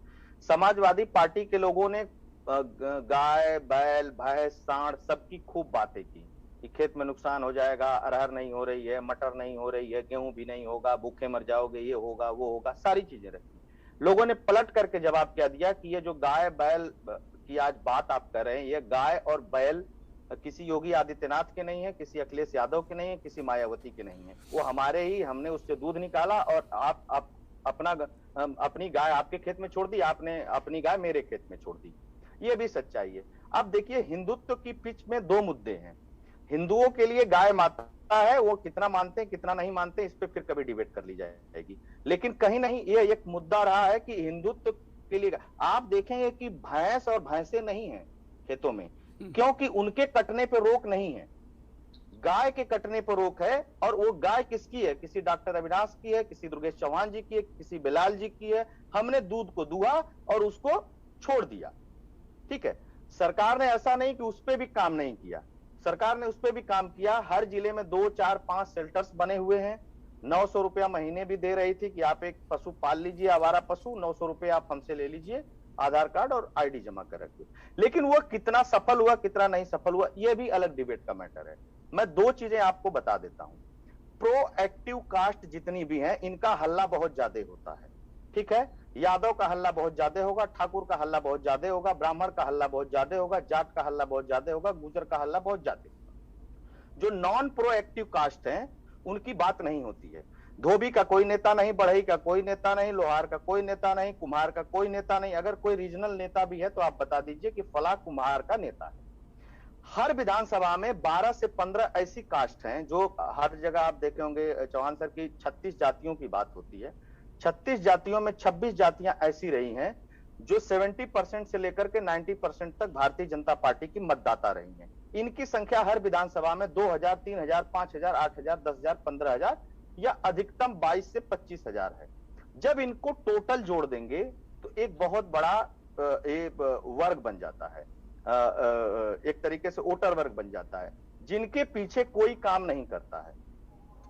दूसरा महत्वपूर्ण मुद्दा, किस समाजवादी पार्टी ने इस पूरे चुनाव में जितने भी मुद्दे उठाए किसी भी मुद्दे पे अड़िग नहीं रही। अगर समाजवादी पार्टी ने ब्राह्मणों का मुद्दा उठाया तो पहला फेज खत्म होते होते ब्राह्मणों का मुद्दा छोड़ दिया। समाजवादी पार्टी ने 300 यूनिट बिजली की बात उठाई। आप फैक्चुअल देखिए, जिस प्रदेश में 72% घरों में मीटर नहीं लगा हुआ है, आप 300 यूनिट बिजली फ्री कैसे देंगे? ठीक है, यह सवाल बार बार पूछा गया लोगों के द्वारा कि आखिर वो कौन सा फार्मूला है जिसके थ्रू 300 यूनिट बिजली फ्री दी जाएगी। अब जब ये मुद्दा उठा तो दूसरा एक फैक्चुअल मुद्दा और आया इसमें कि चलिए मान लीजिए कि आप अगर यह कहते कि अब तक जितने लोगों का बिल है, जो 90,000 करोड़ रुपया बकाया है बिजली विभाग का, उसको मैं माफ कर दूंगा और अब से बिजली जो है वो इतने किलोवाट कनेक्शंस पे सबको फ्री दूंगा। ठीक है, तो ये भी मुद्दा लोगों, गांव के लोगों ने कहा यार 300 यूनिट बिजली फ्री, यूनिट कैसे पता चलेगी कि 300 हुई कि नहीं हुई, क्योंकि वहां मीटर तो लगा नहीं है। दूसरी चीज कि आप मुद्दे जब सेट करिए तो उस मुद्दे के ऊपर आप एनालिसिस कर करके सेट करिए। और तीसरी जो योगी आदित्यनाथ के साथ या भारतीय जनता पार्टी के साथ सबसे बड़ा प्लस पॉइंट रहा, वो क्रेडिबिलिटी और नॉन क्रेडिबिलिटी का रहा। देखिए, आपने देखा होगा 2019 में राहुल गांधी जी ने एक मुद्दा उठाया था कि हम 6,000 रुपया डालेंगे किसानों के खाते में या गरीबों के खाते में हर महीने, और भारतीय जनता पार्टी पूरे साल में 6,000 रुपया डालती है। लोगों ने भारतीय जनता पार्टी पे विश्वास इसलिए किया क्योंकि बहुत जगह वादा करने के बाद कांग्रेस ने उन वादों को पूरा नहीं किया था। देखिए, हम और आप विशेषज्ञ हो सकते हैं, हम आप डिफरेंशिएट कर सकते हैं, आपस में डिफरेंसेस हो सकते हैं, हमारी बातें अलग हो सकती हैं, हम एग्री नहीं कर सकते एक दूसरे से, लेकिन जब आप जमीन पे जाकर के किसी से पूछेंगे, और आपको चौहान साहब बता दूं कि एक सिंगल डिबेट नहीं हुई है पेंशन स्कीम्स को लेकर के। 2017 के पहले हमारे प्रदेश में 56 लाख ऐसे पेंशनधारी थे जिनको 500 रुपए महीने पेंशन मिला करती थी। इस सरकार ने 1,000 किया और घोषणा पत्र में उसको 1,500 कर दिया, जिसमें विधवा, विकलांग और वृद्धा पेंशन थी। अब उनकी संख्या 1 करोड़ पहुंच चुकी है। जब उनके तक बात गई, जब उन लोगों तक बात गई कि लोग समझाते थे कि अरे दादी, अरे चाची, अरे काकी, आपकी पेंशन जो 500 मिलती थी वो 1,500 मिलेगी, तो उनको लगा कि 50 रुपया रोज मिलेगा। अच्छा, तब तो ठीक है, ये सरकार बहुत बढ़िया है। डॉक्टर साहब, आपका जो लबो लबाब ये है कि अखिलेश भले ही 300 यूनिट बिजली कहें, पुरानी पेंशन वापसी की बात करें, लेकिन वो नीचे तक बात नहीं पहुंचा पाए। लेकिन हिंदुत्व पर आपने कोई डेटा नहीं बताया, बहुत जल्दी में 30 सेकंड में, क्योंकि अब अभिरंजन जी के पास जाना है और जो मुद्दा है वो केंद्र बिंदु में आज अभिरंजन जी ही हैं कुल मिलाकर। No doubt Bharatiya Janata party का पिच ही हिंदुत्व है, और इसके लिए भारत की जितनी भाजपा की विपक्षी पार्टियां वो खुद जिम्मेदार है। आपने चुनाव में देखा हिंदुत्व का मुद्दा किसने चला। मैं एक चीज बोलूंगा माफी के साथ, आपने देखा होगा समाजवादी पार्टी ने पूरी कोशिश की कि किसी मुसलमान को मंच पे ना चढ़ाया जाए, बड़े नेता को। आपने किसी मंच पे अगर चढ़ाया हो अखिलेश यादव ने तो आप देखिएगा नहीं चढ़ाया। वो चाहते थे कि ये मुद्दा हिंदू और मुस्लिम ना हो, वो भी मंदिर गए, सब मंदिर दौड़ने लगे। यह काम अगर आप पहले से करते रहते तो आपकी भी हिंदुत्व के लिए क्रेडिबिलिटी होती। वो भी अखिलेश यादव हैं तो भी हिंदू हैं, ऐसी बात नहीं है कि वो मुस्लिम हैं, लेकिन आपने क्रेडिबिलिटी को खो दिया है। तो मुसलमान भी देश का नागरिक है, मुसलमान भी देश का नागरिक है भाई। आप उसको अछूत क्यों बना देते हैं? क्या भाजपा की यही खूबसूरती है कि मुसलमान को अछूत बनाकर हिंदुत्व करे? यस, देखिए क्यों, देखिए उसने एक भी टिकट नहीं दिया भारतीय जनता पार्टी ने, उसका क्लियर स्टैंड है। क्या भाजपा ने एक भी टिकट दिया किसी मुस्लिम्स को? नहीं दिया। वहीं से वो मैसेज क्लियर दे देती है कि हम हिंदुत्व के पिच पे खेलेंगे, और ये पिच खुद विपक्ष ने प्रोवाइड कराया है। आप भी अपनी पिच पे खेलिए, उनको भी अपने पिच पे खेलने दीजिए। अभिरंजन जी नहीं बदला। डॉक्टर साहब आएंगे आपके पास। अभिरंजन जी, ये तो मामला बड़ा टेढ़ा है। कुल मिलाकर ये कह रहे हैं डॉक्टर अविनाश सिंह कि जो सारी स्कीम है, तो भाई अब अखिलेश यादव वादा करें तो उस पर भरोसा नहीं, जबकि अखिलेश यादव 2012 से 17 तक बहुत सारे डेवलपमेंट कर चुके हैं। कन्या विद्याधन हो, चाहे लैपटॉप हो, चाहे साइकिल हो, गोमती रिवर फ्रंट हो, हम तो देख रहे हैं कि 50-60% ऐसी योजनाएं थी जो अखिलेश यादव ने शुरू की थी, और 70% होंगी और पूरा की है योगी आदित्यनाथ ने। तो उस आदमी के विजन पर तो कोई सवाल नहीं उठ सकता। ठीक है, अब उस व्यक्ति का क्या गुनाह कि भाई यदुकुल में पैदा हो गया और उत्तर प्रदेश की राजनीति इस तरह हो जाएगी, या उनके पिताजी के साथ मुसलमान चले गए। ये एक डेवलपिंग जो व्यक्ति है, एक विजनरी चीफ मिनिस्टर रहा, इसमें कहीं कोई संदेह नहीं। ये मेरा मत है, मैं अपना मत किसी पैनलिस्ट पे थोप नहीं रहा हूं, लेकिन मैं मानता हूं कि अखिलेश यादव एक विजनरी चीफ मिनिस्टर रहे हैं। और जैसा कि अविनाश सिंह ने कहा कि भाई योगी आदित्यनाथ का जो काम करने का स्टाइल था और जो एग्रेशन था, उन पर लोगों ने ज़्यादा विश्वास किया। क्या वजह मानते हैं? क्या ये भी हिंदुत्व का ही लबादा था? हालांकि बिलाल साहब इसको हिंदुत्व नहीं मानते। जी देखिए दुर्गेंद्र जी, एक चीज मैंने अपनी पहली ही लाइन में कहा था कि किसी भी चुनाव में ढेर सारे मुद्दे होते हैं, लेकिन हिंदुत्व वो मुद्दा है जिसके कारण बीजेपी के साथ लोग जुड़ते चले गए। जो उत्तर प्रदेश के संदर्भ में देखेंगे तो गैर यादव और गैर जाटव जो समाज है मुख्य रूप से, दलितों में और पिछड़ों में, और अगड़े तो उसके साथ पहले से भी थे, वो सारे जुड़ते चले गए और ये 89 से कहानी बनी है, उसको दूसरे पैनलिस्टों ने भी बताया। तो ये चीज, दूसरी चीज मैं जो कह रहा हूं वो मैं ग्राउंड रियलिटी के आधार पर कह रहा हूं और राजनीति में जो हो रहा है उसके आधार पर कह रहा हूं। वो मेरी राय नहीं है कि मैं उसको हिंदुत्व कहूं, मैं उसको आतंकवाद कहूं, मैं उसको सांप्रदायिकता कहूं, वो कहने के लिए मैं नहीं हूं। उसके लिए राहुल गांधी है कि वो परिभाषा बताएंगे कि ये हिंदू है, ये हिंदुत्ववाद है, ये क्या है, उसके लिए वो। भारतीय जनता पार्टी हिंदुत्व की बात करती है, वो हिंदुत्व गलत है सही है उसमें मैं नहीं जाना चाहता हूं, उस पर मेरी कोई राय नहीं। तो भारतीय जनता पार्टी जिस हिंदुत्व की बात करती है मैं उस हिंदुत्व की बात कर रहा हूं, और अविनाश जी ने उसमें काफी हद तक जो है उसको क्लैरिफाई कर दिया। अगर हिंदुत्व मेन ड्राइविंग फोर्स नहीं है, मेरी स्थापना ये है कि बहुत सारे मुद्दे हैं चुनाव में, लेकिन मेन ड्राइविंग फोर्स जो है वो हिंदुत्व है। अगर हिंदुत्व मुख्य मुद्दा नहीं है तो क्यों आज अखिलेश यादव को, जिसकी पार्टी की छवि ही मुस्लिम यादव पार्टी की है, मुसलमान को मंच पर चढ़ाने से परहेज करना पड़ता है? क्यों अखिलेश यादव को कभी मंदिर में नहीं जाते हुए दिखाई देते थे, अब मंदिर में जाना पड़ रहा है? क्यों राहुल गांधी, प्रियंका गांधी को काशी विश्वनाथ मंदिर में जाना पड़ता है अगर हिंदुत्व ड्राइविंग मुद्दा नहीं है? तो आप इस चीज को समझिए।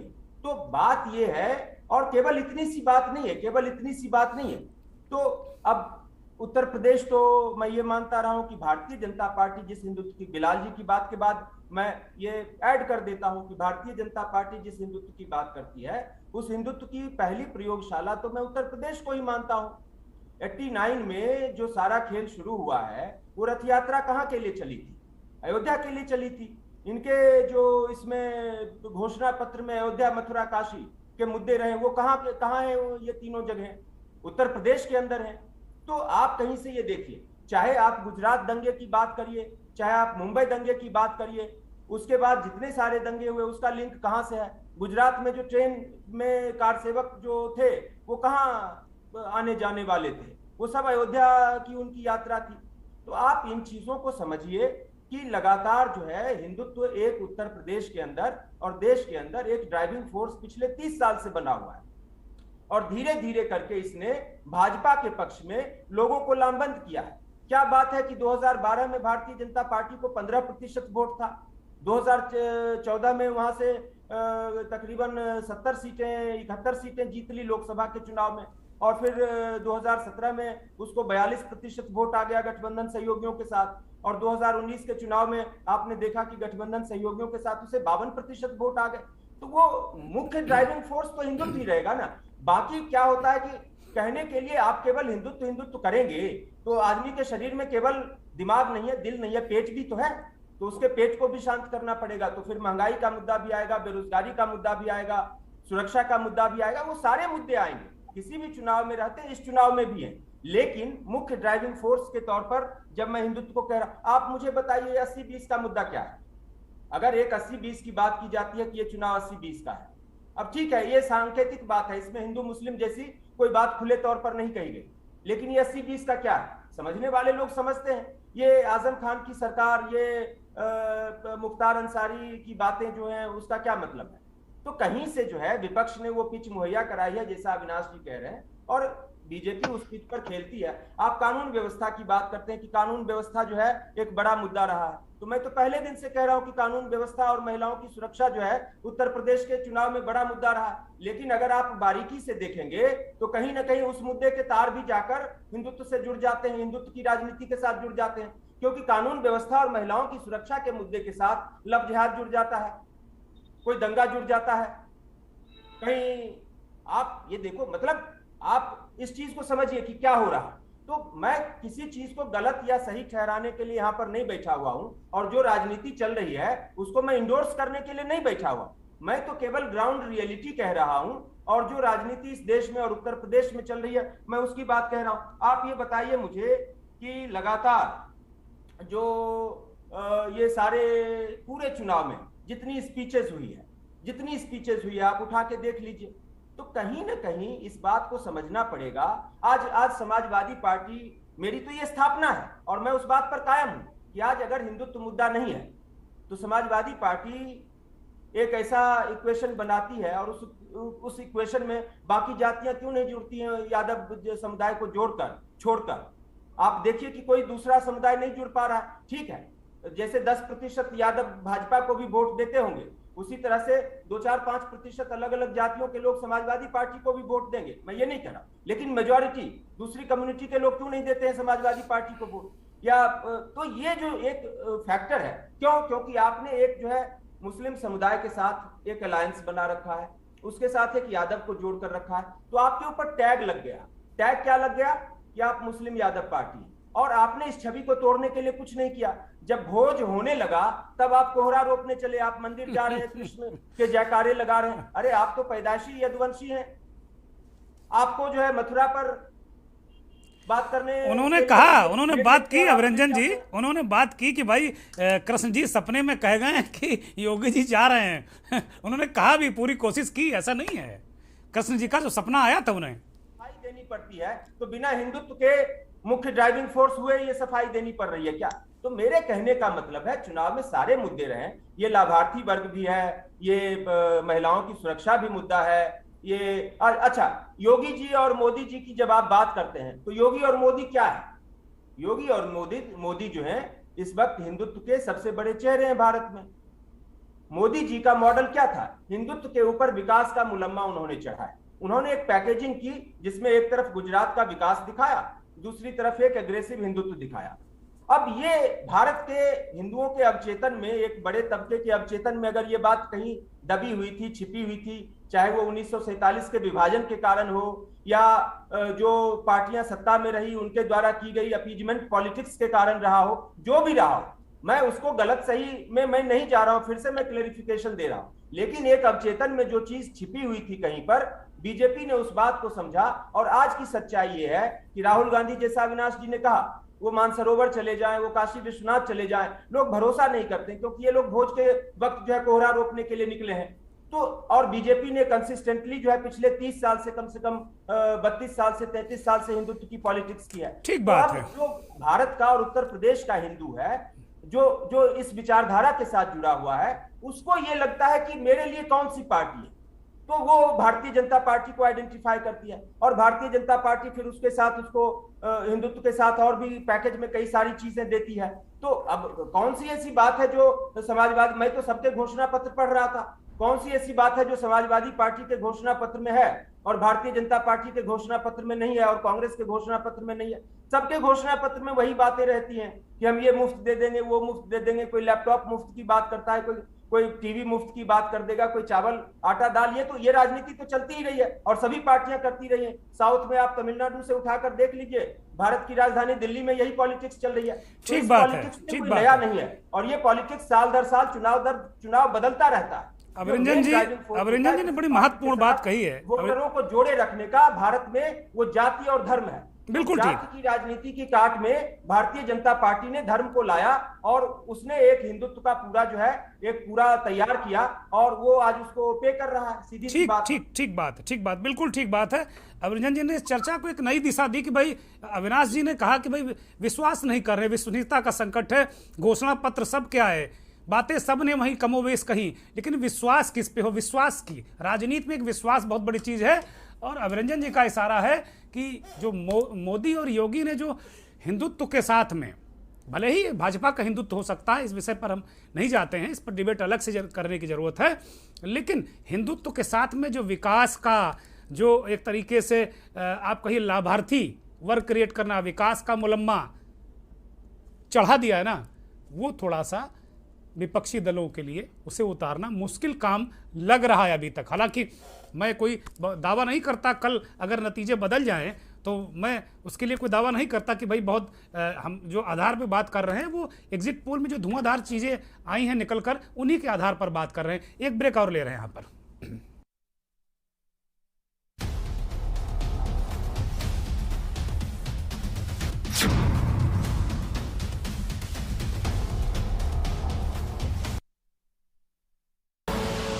आप देख रहे हैं के न्यूज, खबरों का सारथी। वो भारत जहां विकास झलकता है भविष्य की मुस्कान में, अपनों की सेहत में, लहलहाती हरियाली में। वो भारत जहां विश्वास दिखता है सुरक्षा के एहसास में। आत्मनिर्भर होते सपनों में, दिलों को जोड़ती दौड़ती सड़कों में, वो भारत जहां सबका प्रयास जुड़ता है नए भारत के निर्माण के लिए आयकर से दिए हमारे योगदान में। तो आप भी अपने आयकर की कुल अग्रिम राशि का 100% 15 मार्च 2022 तक अवश्य अदा करें। कंपनी, कॉर्पोरेट्स, सैलरीड एम्प्लॉइज या फिर वे व्यक्ति और संस्थाएं जिनकी TDS TCS कटने के बाद भी कर देयता 10,000 या उससे अधिक है, उनके लिए एडवांस टैक्स देना अनिवार्य है। प्रत्येक आयकर दाता एक राष्ट्र निर्माता। स्वाद नहीं मिलता, बहाने भाई करता है, भरा हुआ टिफिन वापस घर आता है। उसी चावल को गोल्डी मसाले के साथ बनाया है। गोल्डी हिंग का तड़का लगे, खाने का स्वाद खिलने लगे। गोल्डी हिंग का तड़का लगे तो सभी दबा के खाते हैं। गोल्डी हिंग कण कण में जान, कण कण में जान, गोल्डी हिंग। Yes! Yes! Yes! In your face, loser. See you in soccer.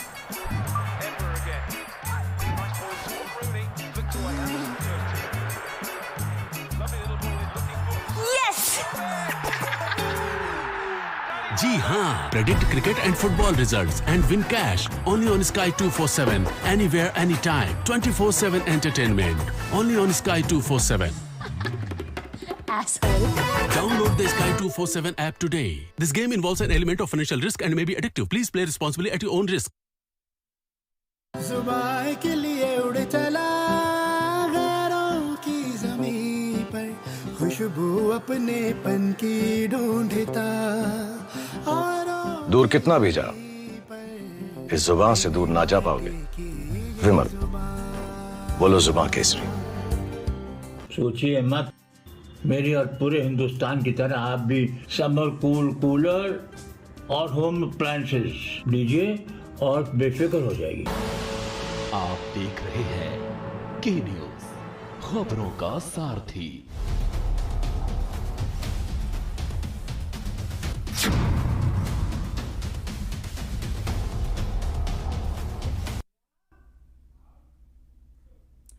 Break से वापस आ गए हैं।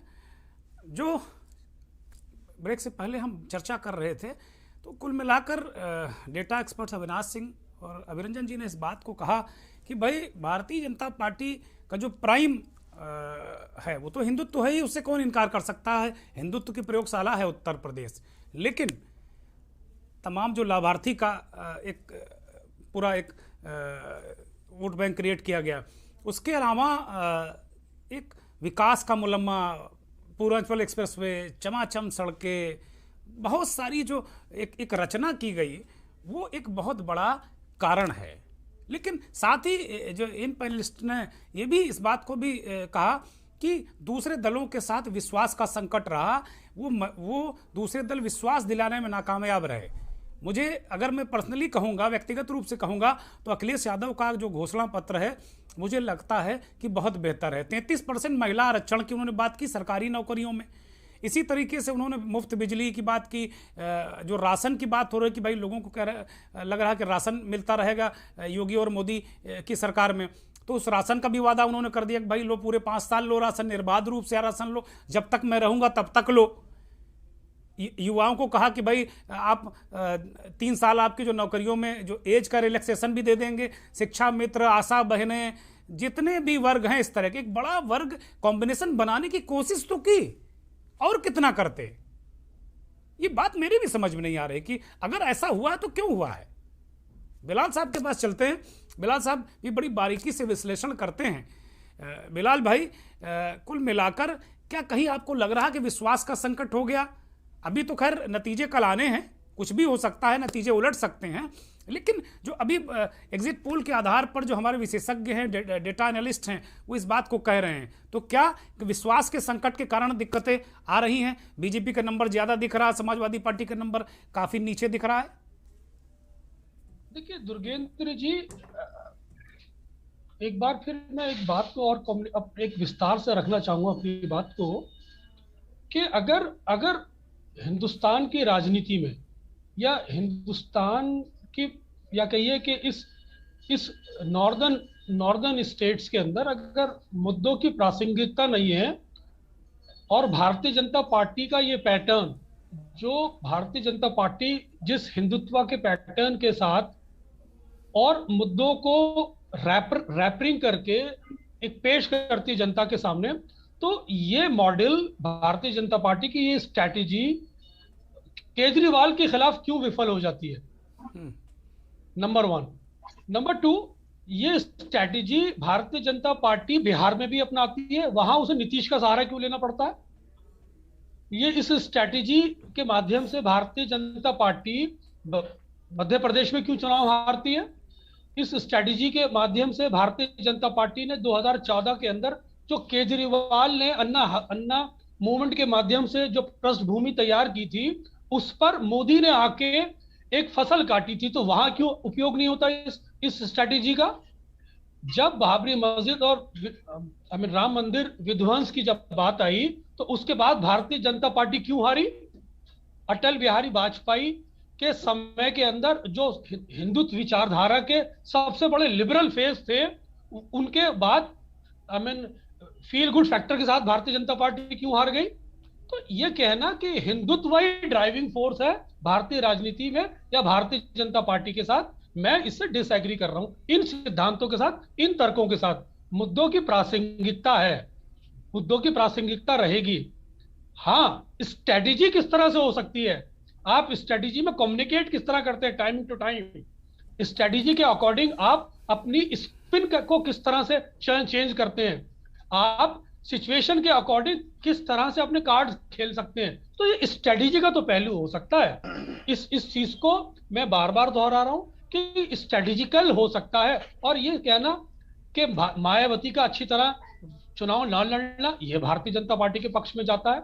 साथ ही साथ अखिलेश ने जिस पैटर्न पर चुनाव लड़ा था, पिछड़ों की गोलबंदी के आधार पर जो उन्होंने अपनी पिच बनाई थी, वहां पर उनको पिछड़ों की गोलबंदी को, अगर वो पिछड़ों की वकालत करते हुए मुद्दों पर जरूर आए, लेकिन पिछड़ों की जब गोलबंदी की बात करते थे, जिस तीव्रता से आजाद उठा रहे थे, वो बात के अंदर उस पिछड़ों की तीव्रता के अंदर या पिछड़ी जातियों की तीव्रता के अंदर जिस मैसेजिंग की जरूरत थी, वो स्ट्रेटेजिकल नहीं कर पाए। ये सब मुद्दे तो हो सकते हैं, लेकिन ये ड्राइविंग फोर्स हिंदुत्व के नाम से भारतीय जनता पार्टी जीत रही है और मुद्दों को मिला के मैं इससे सहमत नहीं हूं। धर्मेंद्र जी आपका जो फील्ड का डेटा है, अनुभव, बिलाल साहब ने खारिज कर दिया कि भाई बंगाल में भी तो हिंदुत्व तो नहीं चला, बंगाल में भी तो ममता बनर्जी ने खदेड़ लिया, दौड़ा लिया। और ममता बनर्जी, हालांकि ममता बनर्जी को भी दुर्गा सप्तशती का पाठ करना पड़ा, मंचों से मंदिर जाना पड़ा। ये बात अभिरंजन जी की वहाँ लागू हो रही है कि भाई आपको उस पर आना पड़ा। तो अब उत्तर प्रदेश में आपको क्या लग रहा है, जो आपने, और कोई जबानी जमा खर्च की बात नहीं कर रहा हूँ धर्मेंद्र जी, आपने बाकायदे सीटों का भी विवरण दिया है कि कहाँ कितनी कमजोर हैं, कितनी मजबूत हैं, समाजवादी पार्टी कहाँ है, लेकिन भाजपा को बहुत कम आंका है आपने।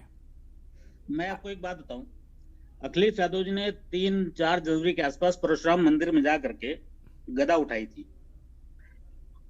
निरंतर अखिलेश यादव समाजवादी पार्टी उसमें आगे चल रही थी, लेकिन हमारे 1 जनवरी से 12 जनवरी संरक्षण में अखिलेश यादव को लोगों ने घटाकर 120 सीटों पर ला दिया था जी। तो हमने पूछा, लोगों ने बोला कि हम किसी तीसरे को वोट दे देंगे। उस सर्वेक्षण में प्रियंका गांधी और मायावती आगे निकल गई। जनता कहती है, अगर आप हमारे को इस जमीन पर, इस धरती पर चलने के तरीके सुझाओ, इस जन्म में हम जब जिंदा हैं तब हमको बताओ, हमें दूसरे जन्म में मरने के बाद का हमको मत सिखाओ। हमें इस जीवन में जीने के लिए शिक्षा चाहिए, अच्छा स्वास्थ्य चाहिए, अच्छा रोजगार चाहिए, अच्छा भोजन चाहिए। मंदिर मस्जिद हमें नहीं चाहिए। मंदिर मस्जिद मुझे पर हमें मत मूर्ख बनाओ। हमारे बच्चों का भविष्य बताओ, हमारे बच्चों की शिक्षा बताओ। हिंदुत्व के बारे में बात करोगे, मंदिर के बारे में बात करोगे, मस्जिद के बारे में बात करोगे, कास्ट के बारे में बात करोगे, जनता सुनने वाली नहीं है। और ये इंटरनेट जब से आया है, दुनिया ग्लोबल विलेज की तरह काम हो गई है। हर गांव में हर आदमी के पास स्मार्टफोन है और वो देखता है कि दुनिया में, अमेरिका में क्या हो रहा है, वहां के लोग कैसे जी रहे हैं, कैसी शिक्षा है, तो आप इनको हिंदुत्व के नाम पे या जात के नाम पे या मंदिर के नाम पे या मस्जिद के नाम पे अब जनता को आप बेवकूफ नहीं बना सकते। सारे लोगों को डिलीवरी करनी पड़ेगी, नहीं करेंगे जनता इनको बुरी तरह निकाल के बाहर फेंक देगी। धर्मेंद्र जी, ये सैद्धांतिक रूप से बड़ी अच्छी बातें हैं। सैद्धांतिक रूप से आप अमेरिका की तुलना कर लीजिए, रूस से तुलना कर लीजिए, या हॉलैंड से, इंग्लैंड से तुलना कर लीजिए, लेकिन यहाँ जो यूथ है हम देख रहे हैं वो तो बिल्कुल अब क्या कहें हम वो उन शब्दों का इस्तेमाल हम एक जिम्मेदार चैनल में कर नहीं सकते। वो तो यूथ यहाँ का हम देख रहे हैं जिस तरीके की पोस्ट, आप तो विशेषज्ञ हैं, वैज्ञानिक हैं, आप देखते होंगे कि भारत के युवाओं की किस किस तरीके की पोस्ट आती है सोशल मीडिया पर। आप देखिए कि वो अजीब सा रिएक्शन है उनका। वो रोजगार पे बात नहीं कर रहे हैं, वो शिक्षा पे बात नहीं कर रहे हैं, वो कह रहे हैं भाई पहले हम हिंदू हैं। इस तरह की बातें वहाँ हो रही। ये बात बहुत अच्छी है और यही बात होनी चाहिए भारतीय राजनीति में। लेकिन वास्तव में तो जो हमारी पीढ़ी है, जो मौजूदा जो हमारे लड़के बच्चे हैं 20 से 30 साल की उम्र के लोग, वो तो बिल्कुल गजब है। मैं डायरेक्टर जनरल हूँ एक यूनिवर्सिटी का, 12 इंजीनियरिंग कॉलेज में मैनेजमेंट पे हूँ और 3 यूनिवर्सिटी के उसमें हूँ। Director general is equal to vice chairman ji. ईश्वर ने बहुत दिया है।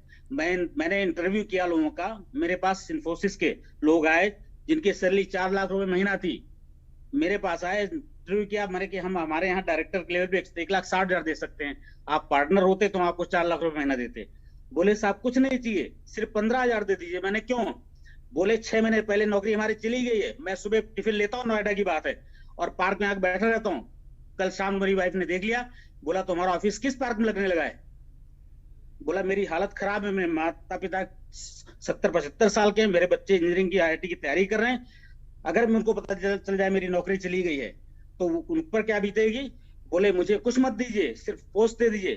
उनको 1,60,000 महीना दिया, वो आदमी 1,45,000 कैश वापस कर गया, सिर्फ 15,000 पेट्रोल। वो कहता है कि हमको जीने का रास्ता चाहिए, हमें बेवकूफ मत बनाओ। आम जनता बच्चों के पास जाइए, वो कहते हैं हमारा भारतीय संसद का नाम रखा हमने, जनता की नाराजगी, जनता ने हमको 12 लोगों ने पीटना शुरू कर दिया। ठीक है धर्मेंद्र जी, ठीक है, ये मुद्दे बड़े अहम मुद्दे हैं, बड़े भावुक बातें आप बता रहे हैं, बड़ी भावुक और बड़ी अहम मुद्दे हैं कि भाई एक नौकरियां बड़ी पैमाने पर गई, ये सच है। कोरोना काल में भयानक रूप से नौकरियां गई, भयानक बेरोजगारी है, सारी चीजें हैं। अखिलेश यादव कह रहे हैं कि भाई गर्मी नहीं, हम भर्ती निकालेंगे। प्रियंका गांधी भर्ती की बात कर रही हैं उत्तर प्रदेश में, और वो भी जो एग्जिट पोल आ रहे हैं वो तो कह रहे हैं ना भर्ती चली नहीं, ना कहीं कुछ चला ही नहीं। डॉक्टर अविनाश, लोग हैं, अच्छे चैनल है, बड़े लोगों काबिल, उनकी योग्यता पे, उनके विद्वता पे कोई प्रश्न नहीं उठाना मुझे। मैं सिर्फ कहता हूं कि जिस जमीन पे मैंने काम किया है, जो देखा है, अगर अखिलेश यादव काम नहीं करेंगे तो जितने भाजपा के नेता नहीं घुस पा रहे हैं, अखिलेश यादव को लोग ज्यादा पीटे जाएंगे अगर सरकार में आएंगे तो। ठीक बात जनता डिलीवरी मांग रही है, ठीक बात, जनता डिलीवरी मांग रही है। और बच्चों को पता है, कुछ लोग मुद्दे उठाते हैं, कोई दिक्कत नहीं, उनको आज उनके पास खाना, कल नहीं खाने होगा, वो हमारी कार रोकेंगे, हमारे घर। धर्मेंद्र जी आएंगे आपके पास, आपके पास आएंगे। डॉक्टर अविनाश के पास चलते हैं। डॉक्टर अविनाश, धर्मेंद्र जी बातें बड़ी मूलभूत, धर्मेंद्र जी ने बड़ी मूलभूत बातें की कि बड़े पैमाने पर लोगों की नौकरियां गई हैं, तमाम स्थितियां खराब हो गई हैं, लोग परेशान हैं, अपने बीवी बच्चों को लोग मुंह दिखाने की स्थिति में नहीं। एक उदाहरण, एक दृष्टांत दिया धर्मेंद्र भाई ने कि वो जाके पार्क में बैठता था बंदा और आपके पास आया। ये विद्रूप चेहरा हो सकता है, हम इस पर यकीन करते हैं, ऐसा हुआ होगा या हो रहा है। लेकिन जो उत्तर प्रदेश के जो चुनाव हुआ उस पर जो जमीनी स्थितियां हैं, वो तो बहुत सारे जो जमीनी मुद्दे हैं, जो रोजमर्रा के मुद्दे हैं, उनके साथ मैच नहीं करती। सर एक चीज मैं बताना चाहता हूं कि मैं जितने भी पैनलिस्ट हैं, मैं इनमें सबसे छोटा हूं, मेरे बाल निश्चित गिर गए हैं, लेकिन मैं 2007 से चुनाव का विश्लेषण या कोरोना पे विश्लेषण मैं करता आया हूं। विभिन्न पत्र पत्रिकाओं में मैं छपता हूं, 250 से मेरे अधिक रिसर्च पेपर्स हैं, 17 से अधिक देश घूमा हूं और 3 कंपनियां खुद चलाता हूं। बहुत सारी चीजें हैं मेरे साथ, और मैं खुद भी आकर के गांव में सरसों भी काट लेता हूं और आलू बुआई भी कर लेता हूं। बात इसकी नहीं है कि हु आई एम, बात यह है कि ग्राउंड पे क्या है।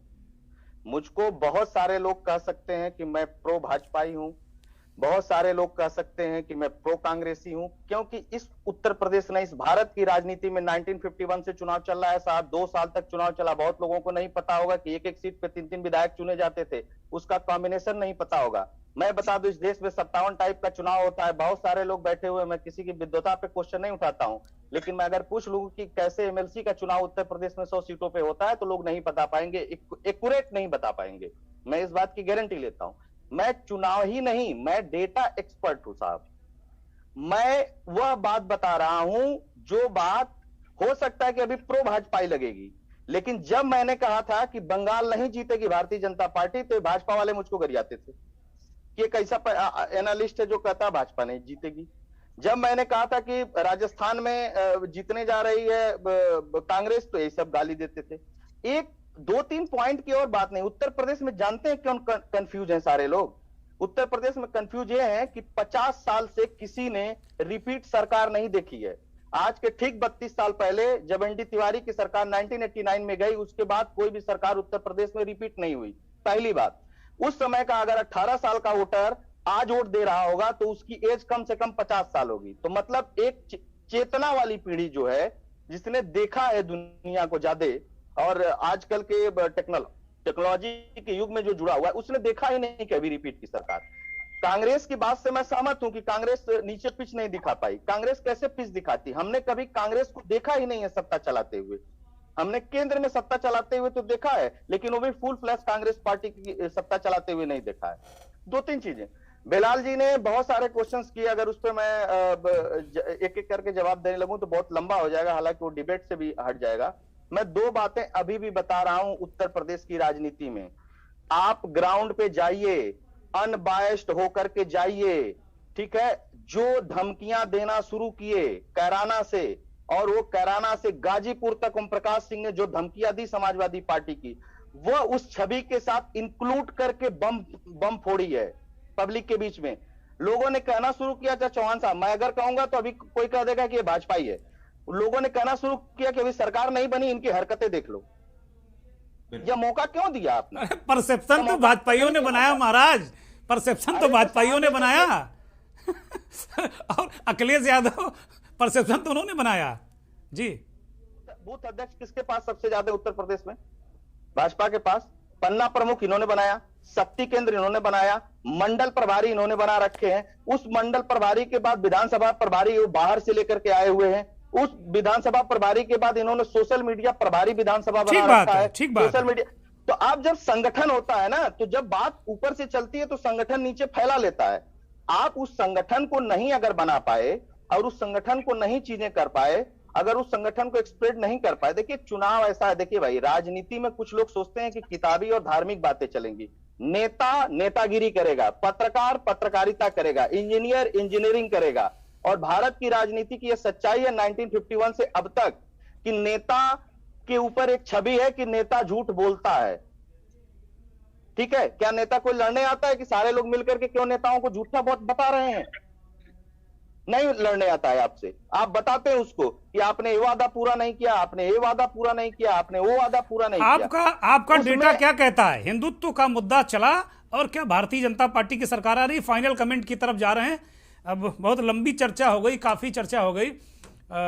कुल मिलाकर आपसे एक सीधा सवाल यही है कि क्या भारतीय जनता पार्टी को एज है? कल क्या जो जब ईवीएम की गिनती शुरू होगी तो क्या उत्तर प्रदेश में जो आप कह रहे हैं कि 32 साल से नहीं दोहराया गया, कल बहुत वरिष्ठ पत्रकार अजय कुमार जी बैठे थे, वो कह रहे 47 से आज तक एक मायावती का कार्यकाल छोड़ दीजिए, तो 47 से आज तक कोई जब से भी यहाँ शुरू हुआ होगा, उन्होंने आज़ादी के बाद से कह दिया कि भाई कोई chief minister back to back नहीं रिपीट हुआ। तो क्या कल ये होने जा रहा है? और एक बहुत संक्षेप में उसका आधार 40 सेकंड में आपसे जवाब चाहते हैं अविनाश जी। सर मैं मुख्यमंत्री के रिपीट की तो बात नहीं कर सकता हूं, लेकिन भारतीय जनता पार्टी की सरकार निश्चित तौर पे रिपीट होने जा रही है। हिंदुत्व भारतीय जनता पार्टी के साथ चिपका हुआ एक मुद्दा है, वो कभी नहीं जाने वाला है, वो हमेशा चिपका रहेगा।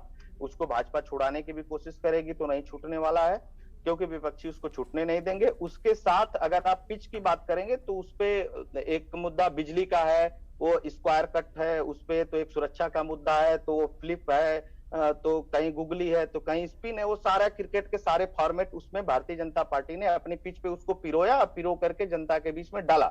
मैं ओपीएस की बात मैं बता देता हूं, जब बैलेट पोस्टर निकलेगा, आप, इस पे दावा करता हूं मैं, जब बैलेट पोस्टर निकलेगा तो आप जिस तरीके से उत्तर प्रदेश में आरक्षण है उसी तरह से उसमें वोट भी निकलेंगे।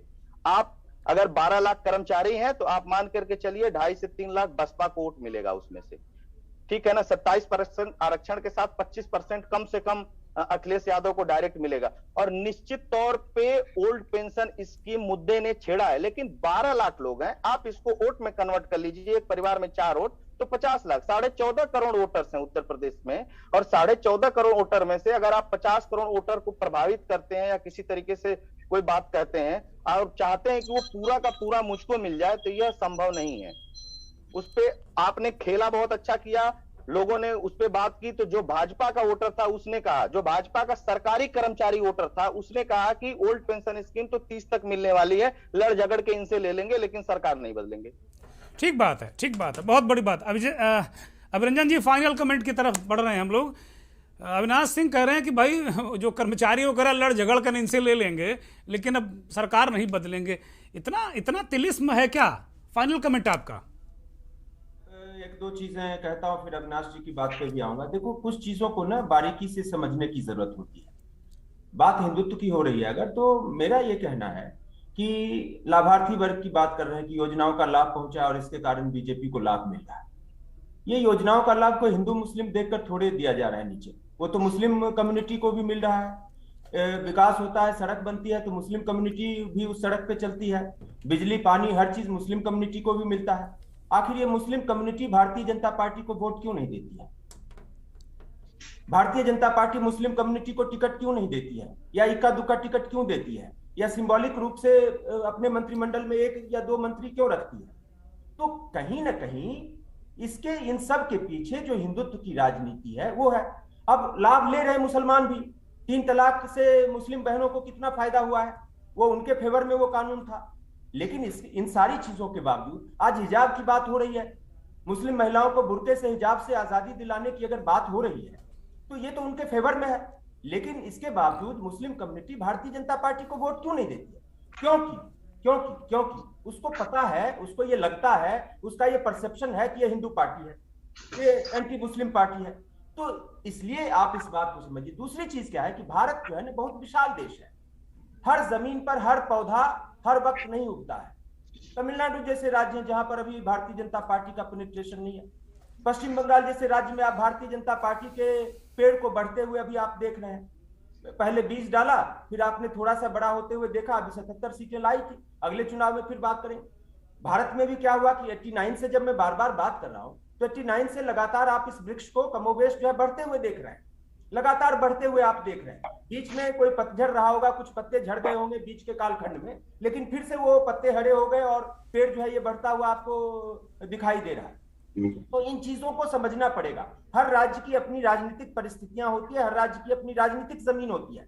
एक साथ सारी राजनीतिक जमीन पर सारे राज्यों में एक मुद्दा जो है लहलहा जाए, ऐसा नहीं होता है। तो बिहार वगैरह की जो कहानी है उस चीज को बारीकी से देखने की जरूरत पड़ेगी। क्या आप नेता तैयार कर पाए, क्या आप उस मुद्दे को ठीक ढंग से ले जा पाए? तो कई सारे फैक्टर्स होते हैं, उससे हिंदुत्व का मुद्दा डिनाई नहीं होता है। बाकी ये जो चीज कह रहे हैं अविनाश जी, उसमें मैं देखिए एक तथ्य मानता हूं, और जैसे ये डेटा एनालिस्ट हैं, हमने भी काफी डेटा रिसर्च किया और काफी ये किया। हर विधानसभा सीट में मेरा जो अपना अंदाजा है, और अगर मैं गलत होऊंगा तो उसको ठीक कर देंगे आप लोग, 1,500 से 2,000 जो है ये पोस्टल बैलेट वाले, जो ये सर्विस क्लास के और ये सब जो बाहर के लोग हैं, उनके 1,500 से 2,000 वोट हैं इस बार विधानसभा चुनाव में। एक विधानसभा चुनाव में औसतन 1,500 से 2,000, और एक विधानसभा क्षेत्र में आपके वोटर कितने हैं? लगभग 3 लाख आप औसतन मान सकते हैं। अब 3 लाख लोग जहां पर वोट डालने जा रहे हैं, 3 लाख लोगों के जहां पर वोट है कम से कम या औसतन, वहां पर आप 1,500 से 2,000 लोगों को प्रभावित करके, उसमें भी सारे तो वो लोग हैं नहीं जो इस मुद्दे के साथ होंगे, तो कहीं से आप जो है 3 लाख विधानसभा सीट पर आपने 500 लोगों को प्रभावित कर लिया एक ओल्ड पेंशन स्कीम का मुद्दा उठा के या इस तरह की चीजें करके, तो या उसका असर जो है उनके परिवार तक भी हो तो 4 गुना कर दीजिए।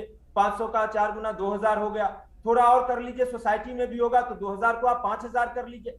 तो इतने छोटे छोटे मुद्दों से, और ऐसे ऐसे भी जिन मुद्दों की विश्वसनीयता नहीं है, तो सबसे बड़ा तो विश्वसनीयता का भी सवाल है कि हाँ आप आएंगे तो कर ही देंगे, या आप एक ये चीज कर देंगे, मान लीजिए आप पर भरोसा भी कर लिया, दूसरे जो मेरे 4 मुद्दे हैं क्या आप उसको एड्रेस कर पाएंगे कि नहीं कर पाएंगे? बहन बेटियों की सिक्योरिटी का मामला आप एड्रेस कर पाएंगे कि नहीं कर पाएंगे? अभी से वो मुख्तार अंसारी का बच्चा जो है वो धमकी दे रहा है।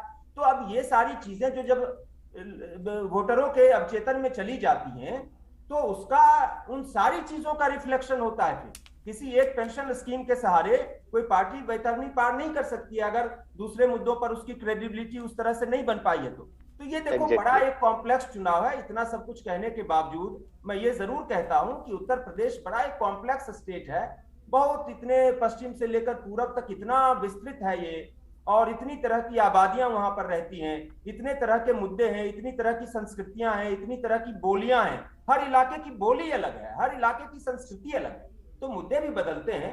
उत्तर प्रदेश की आत्मा को जो पार्टी समझ पाएगी उस पार्टी को निश्चित रूप से लाभ मिलेगा।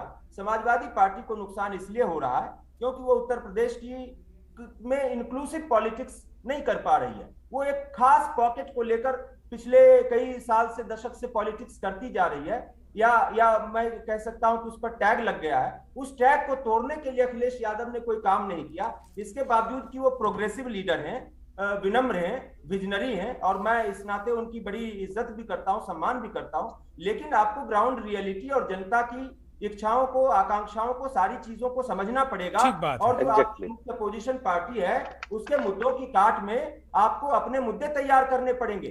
चुनाव के समय मंदिर जाने से, कृष्ण सपने में बुलाने से बात नहीं बनती है। ठीक बात है, ठीक बात है। रंजन जी ने बहुत महत्वपूर्ण बातें कही बिलाल जी, कि इंक्लूसिव पॉलिटिक्स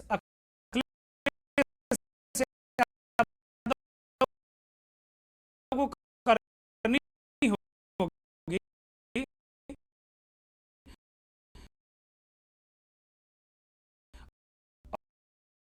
और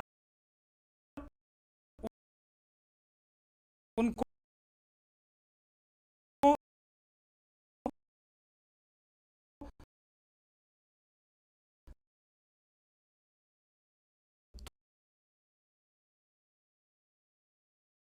वो भी रह चुके हैं। तो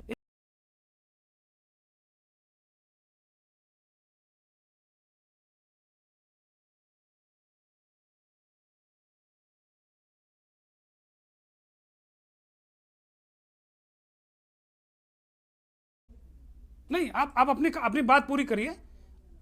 मैं ये भी कहना चाहूंगा कि देखिए, मैं मुद्दों की प्रासंगिकता को खत्म नहीं करता हूं।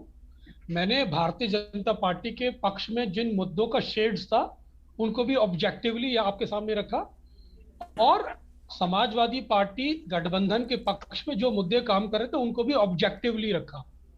मैंने ये कभी नहीं कहा कि कौन सी पार्टी जीतेगी, कौन सी पार्टी हारेगी, लेकिन मुद्दों के आधार पर मैंने आपके डिबेट के माध्यम से यही कहा कि मुद्दे अगर प्रासंगिक हैं तो गठबंधन को एज है, और अगर अंडर करंट है तो भारतीय जनता पार्टी को जो जो मुद्दे मैंने आपके सामने रखे उसका फायदा मिल सकता है। तो ऑब्जेक्टिवली मैंने दोनों शेड्स आपके सामने रख दिए हैं, लेकिन ये बैलेट जब खोलेंगे तभी पता लग पाएगा कि वास्तविकता क्या है।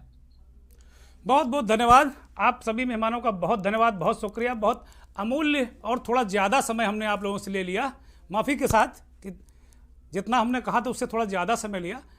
बहुत धन्यवाद, बहुत अभिनंदन, बहुत आभार आप सभी का। तो हमारे जो पैनलिस्ट ने एक बात कही कि भाई अलग अलग तरीके से बड़ी शानदार चर्चा हुई, दर्शकों ने भी बड़ा आनंद लिया, क्योंकि ये देश के बहुत जाने माने बड़े पैनलिस्ट हैं, पत्रकार हैं, डेटा एक्सपर्ट हैं, ITN हैं। एक ऐसा पैनल हमने आज सजाया था कि कुछ चीज़ें निकल कर आए, उन पर मंथन हो सके। कार्यक्रम का नाम भी मंथन है, इसलिए मंथन कुछ आज ज़्यादा हो गया। ठीक है, होना चाहिए, कभी कभी थोड़ा ज़्यादा भी मंथन की ज़रूरत होती है। कल रिजल्ट आएंगे, जो भी पार्टियां इस चुनाव में भाग ले रही हैं उनको मेरी तरफ से शुभकामनाएं। उत्तर प्रदेश की जनता जनार्दन को बहुत बहुत प्रणाम, बहुत बहुत शुभकामनाएं कि आपने एक अच्छी सरकार चुनी होगी, ऐसा हम मानते हैं कि जो भी आपने चुना होगा, आपके दिमाग में जो भी मुद्दे होंगे, एक बेहतरीन सरकार चुनी होगी, और ये हमारे और आपके भविष्य के लिए, अमनो अमन के लिए, सुख चैन के लिए काम करेगी। कल तक का इंतजार कीजिए। बहुत बहुत धन्यवाद। नमस्कार।